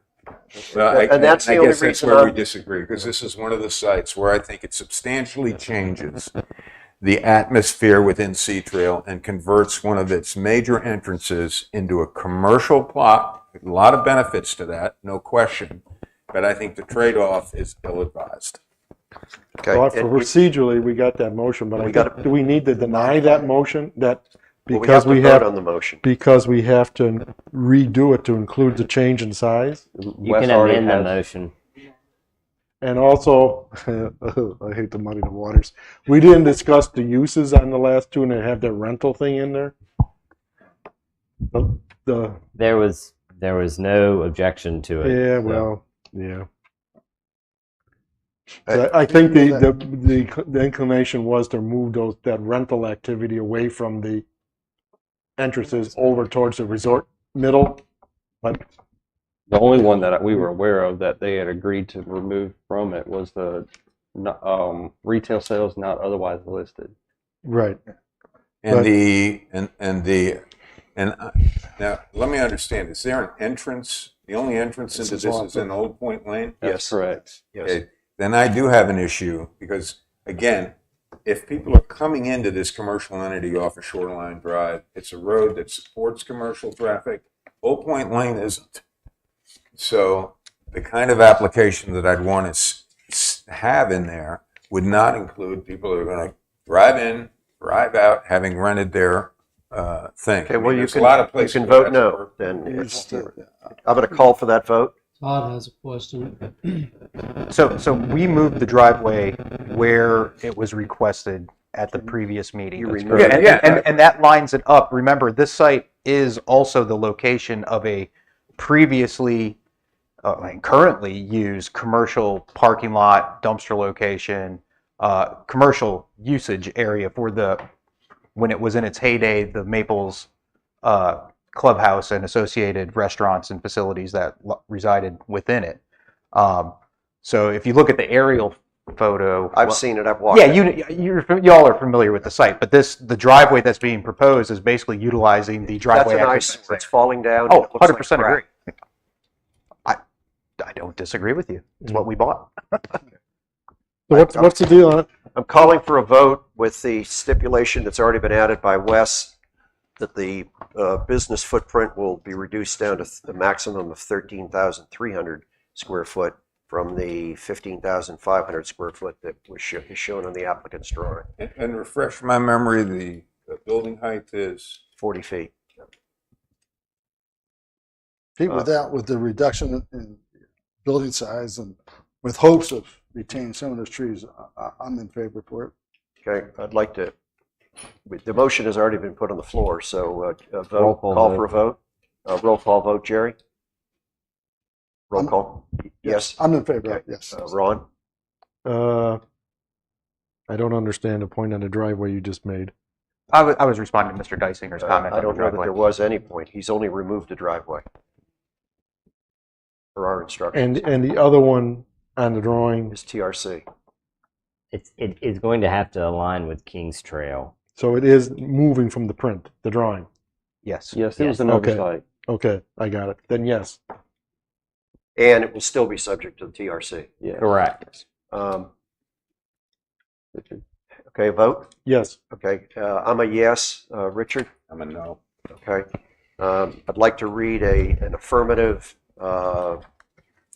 consistency statement that the planning board recommends approval of proposed conditional zoning request for, we didn't mention overlay district, but I think that was It's implied. all through there. Conditional zoning request for site number 6 with a condition so stated, and finds it neither consistent nor inconsistent with the land use plan. The proposal is reasonable and in the public interest. Recess? Well, we have to vote on that. You just Oh. did. We did. Okay. Yeah. All right. Well, I read it afterwards then. Okay. Okay, we're going to take a recess until, how about if we say 20 minutes of 1? Would that satisfy the board? 20 minutes of 1?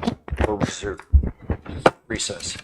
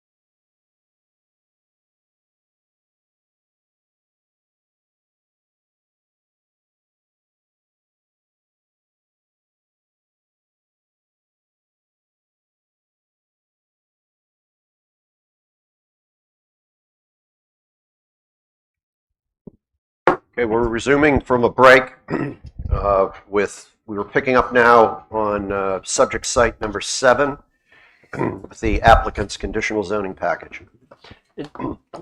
Mr. Chair, if I may, at the appropriate time, whenever you deem fit, there are some things on here that are new and some commentary. And if it pleases the board, I'd like to just offer a few comments to explain a few things before we get started. Now would be great. Thank you. So a couple of things on subject 7. So this reflects a limitation of just townhomes with one single family lot, and we're happy to answer questions about that. We have a 26-foot max height here, which is 9 feet below the residential limit in the town. You'll see in I don't know how you have this oriented, but if you're holding it from the side and over there on the right, you'll see the, reflection of the design. I was just going to mention, if we get the screen changed, can you put the... Chad, can we flip that one over to... It's the 26-foot height. Am I missing where that's illustrated? Give me just It's in the little picture, probably. We'll be okay. I see it. Okay, thank you. Yeah, it's over there in the picture.